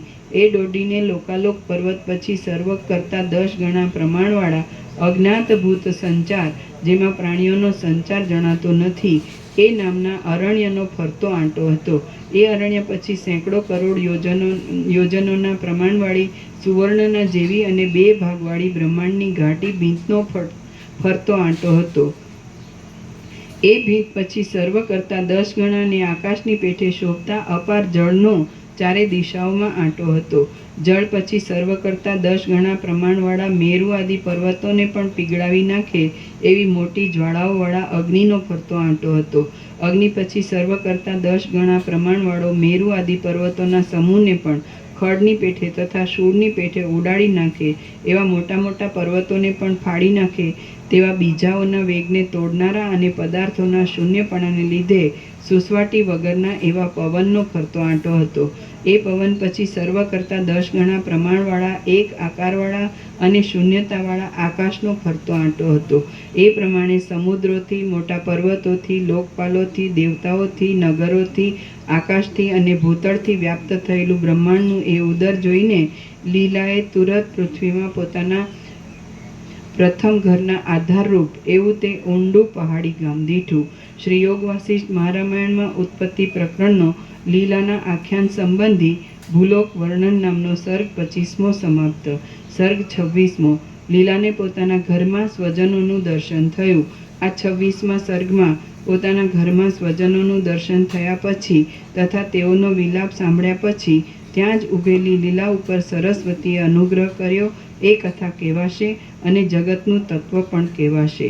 વસિષ્ઠ બોલ્યા, હે રામ, એ પ્રમાણે એ સ્ત્રીઓ પદ્મરાજાના વાસરૂપ બ્રહ્માંડના મંડળમાંથી નીકળીને વસિષ્ઠ બ્રાહ્મણના વાસરૂપ તે બીજા બ્રહ્માંડમાં આવી. ત્યાં બ્રહ્મવિદ્યાથી સિદ્ધ થયેલી અને લોકને અદ્રશ્ય એવી એ 2 સ્ત્રીઓએ પોતાનું જ ઘર દીઠું અને તેમાં તે બ્રાહ્મણને રહેવાનો મંડપ પણ દીઠો. તેમાં સઘળી દાસીઓ ચિંતાથી વિહવળ થઈ હતી. સર્વ સ્ત્રીઓના મુખો આંસુના પ્રવાહથી ભીંજાઈ ગયા હતા અને લગભગ બધા લોકોના મોં લેવાઈ ગયા હતા. આથી એ ઘર ખરી પડેલી પાંખડીઓવાળા કમળ જેવું લાગતું હતું. એ ઓચ્છવહીણા નગર જેવું, અગસ્ત્યે જળ પીને ખાલી કરેલા સમુદ્ર જેવું, ગ્રીષ્મ ઋતુના અગ્નિથી બળી ગયેલા બગીચા જેવું અને વીજળીથી બળેલા ઝાડ જેવું લાગતું હતું. તે વાયુથી તૂટેલા વાદળા જેવું, હિમથી બળેલા કમળ જેવું અને વાળ તથા તેલ અલ્પ રહેવાથી પ્રકાશ રહિત થયેલા દીવા જેવું લાગતું હતું. ઘરધણીના વિયોગથી ભાગ્યવાળું તે ઘર ખરી ગયેલા પાંદડાવાળા જૂના વૃક્ષોના વન જેવું, અનાવૃષ્ટિથી ધૂળમય થયેલા દેશ જેવું અને બારણે મોતના ટકોરા સંભળાતા કરુણાકુલ થયેલી મુખકાંતિ જેવું થઈ ગયું હતું. પેજ પૂરા થઈ ગયા. સર્ગ પૂરો કરીએ. 1, 2 અને 3 પેજ છે. સાંજે. ઓમ ઓમ ઓમ.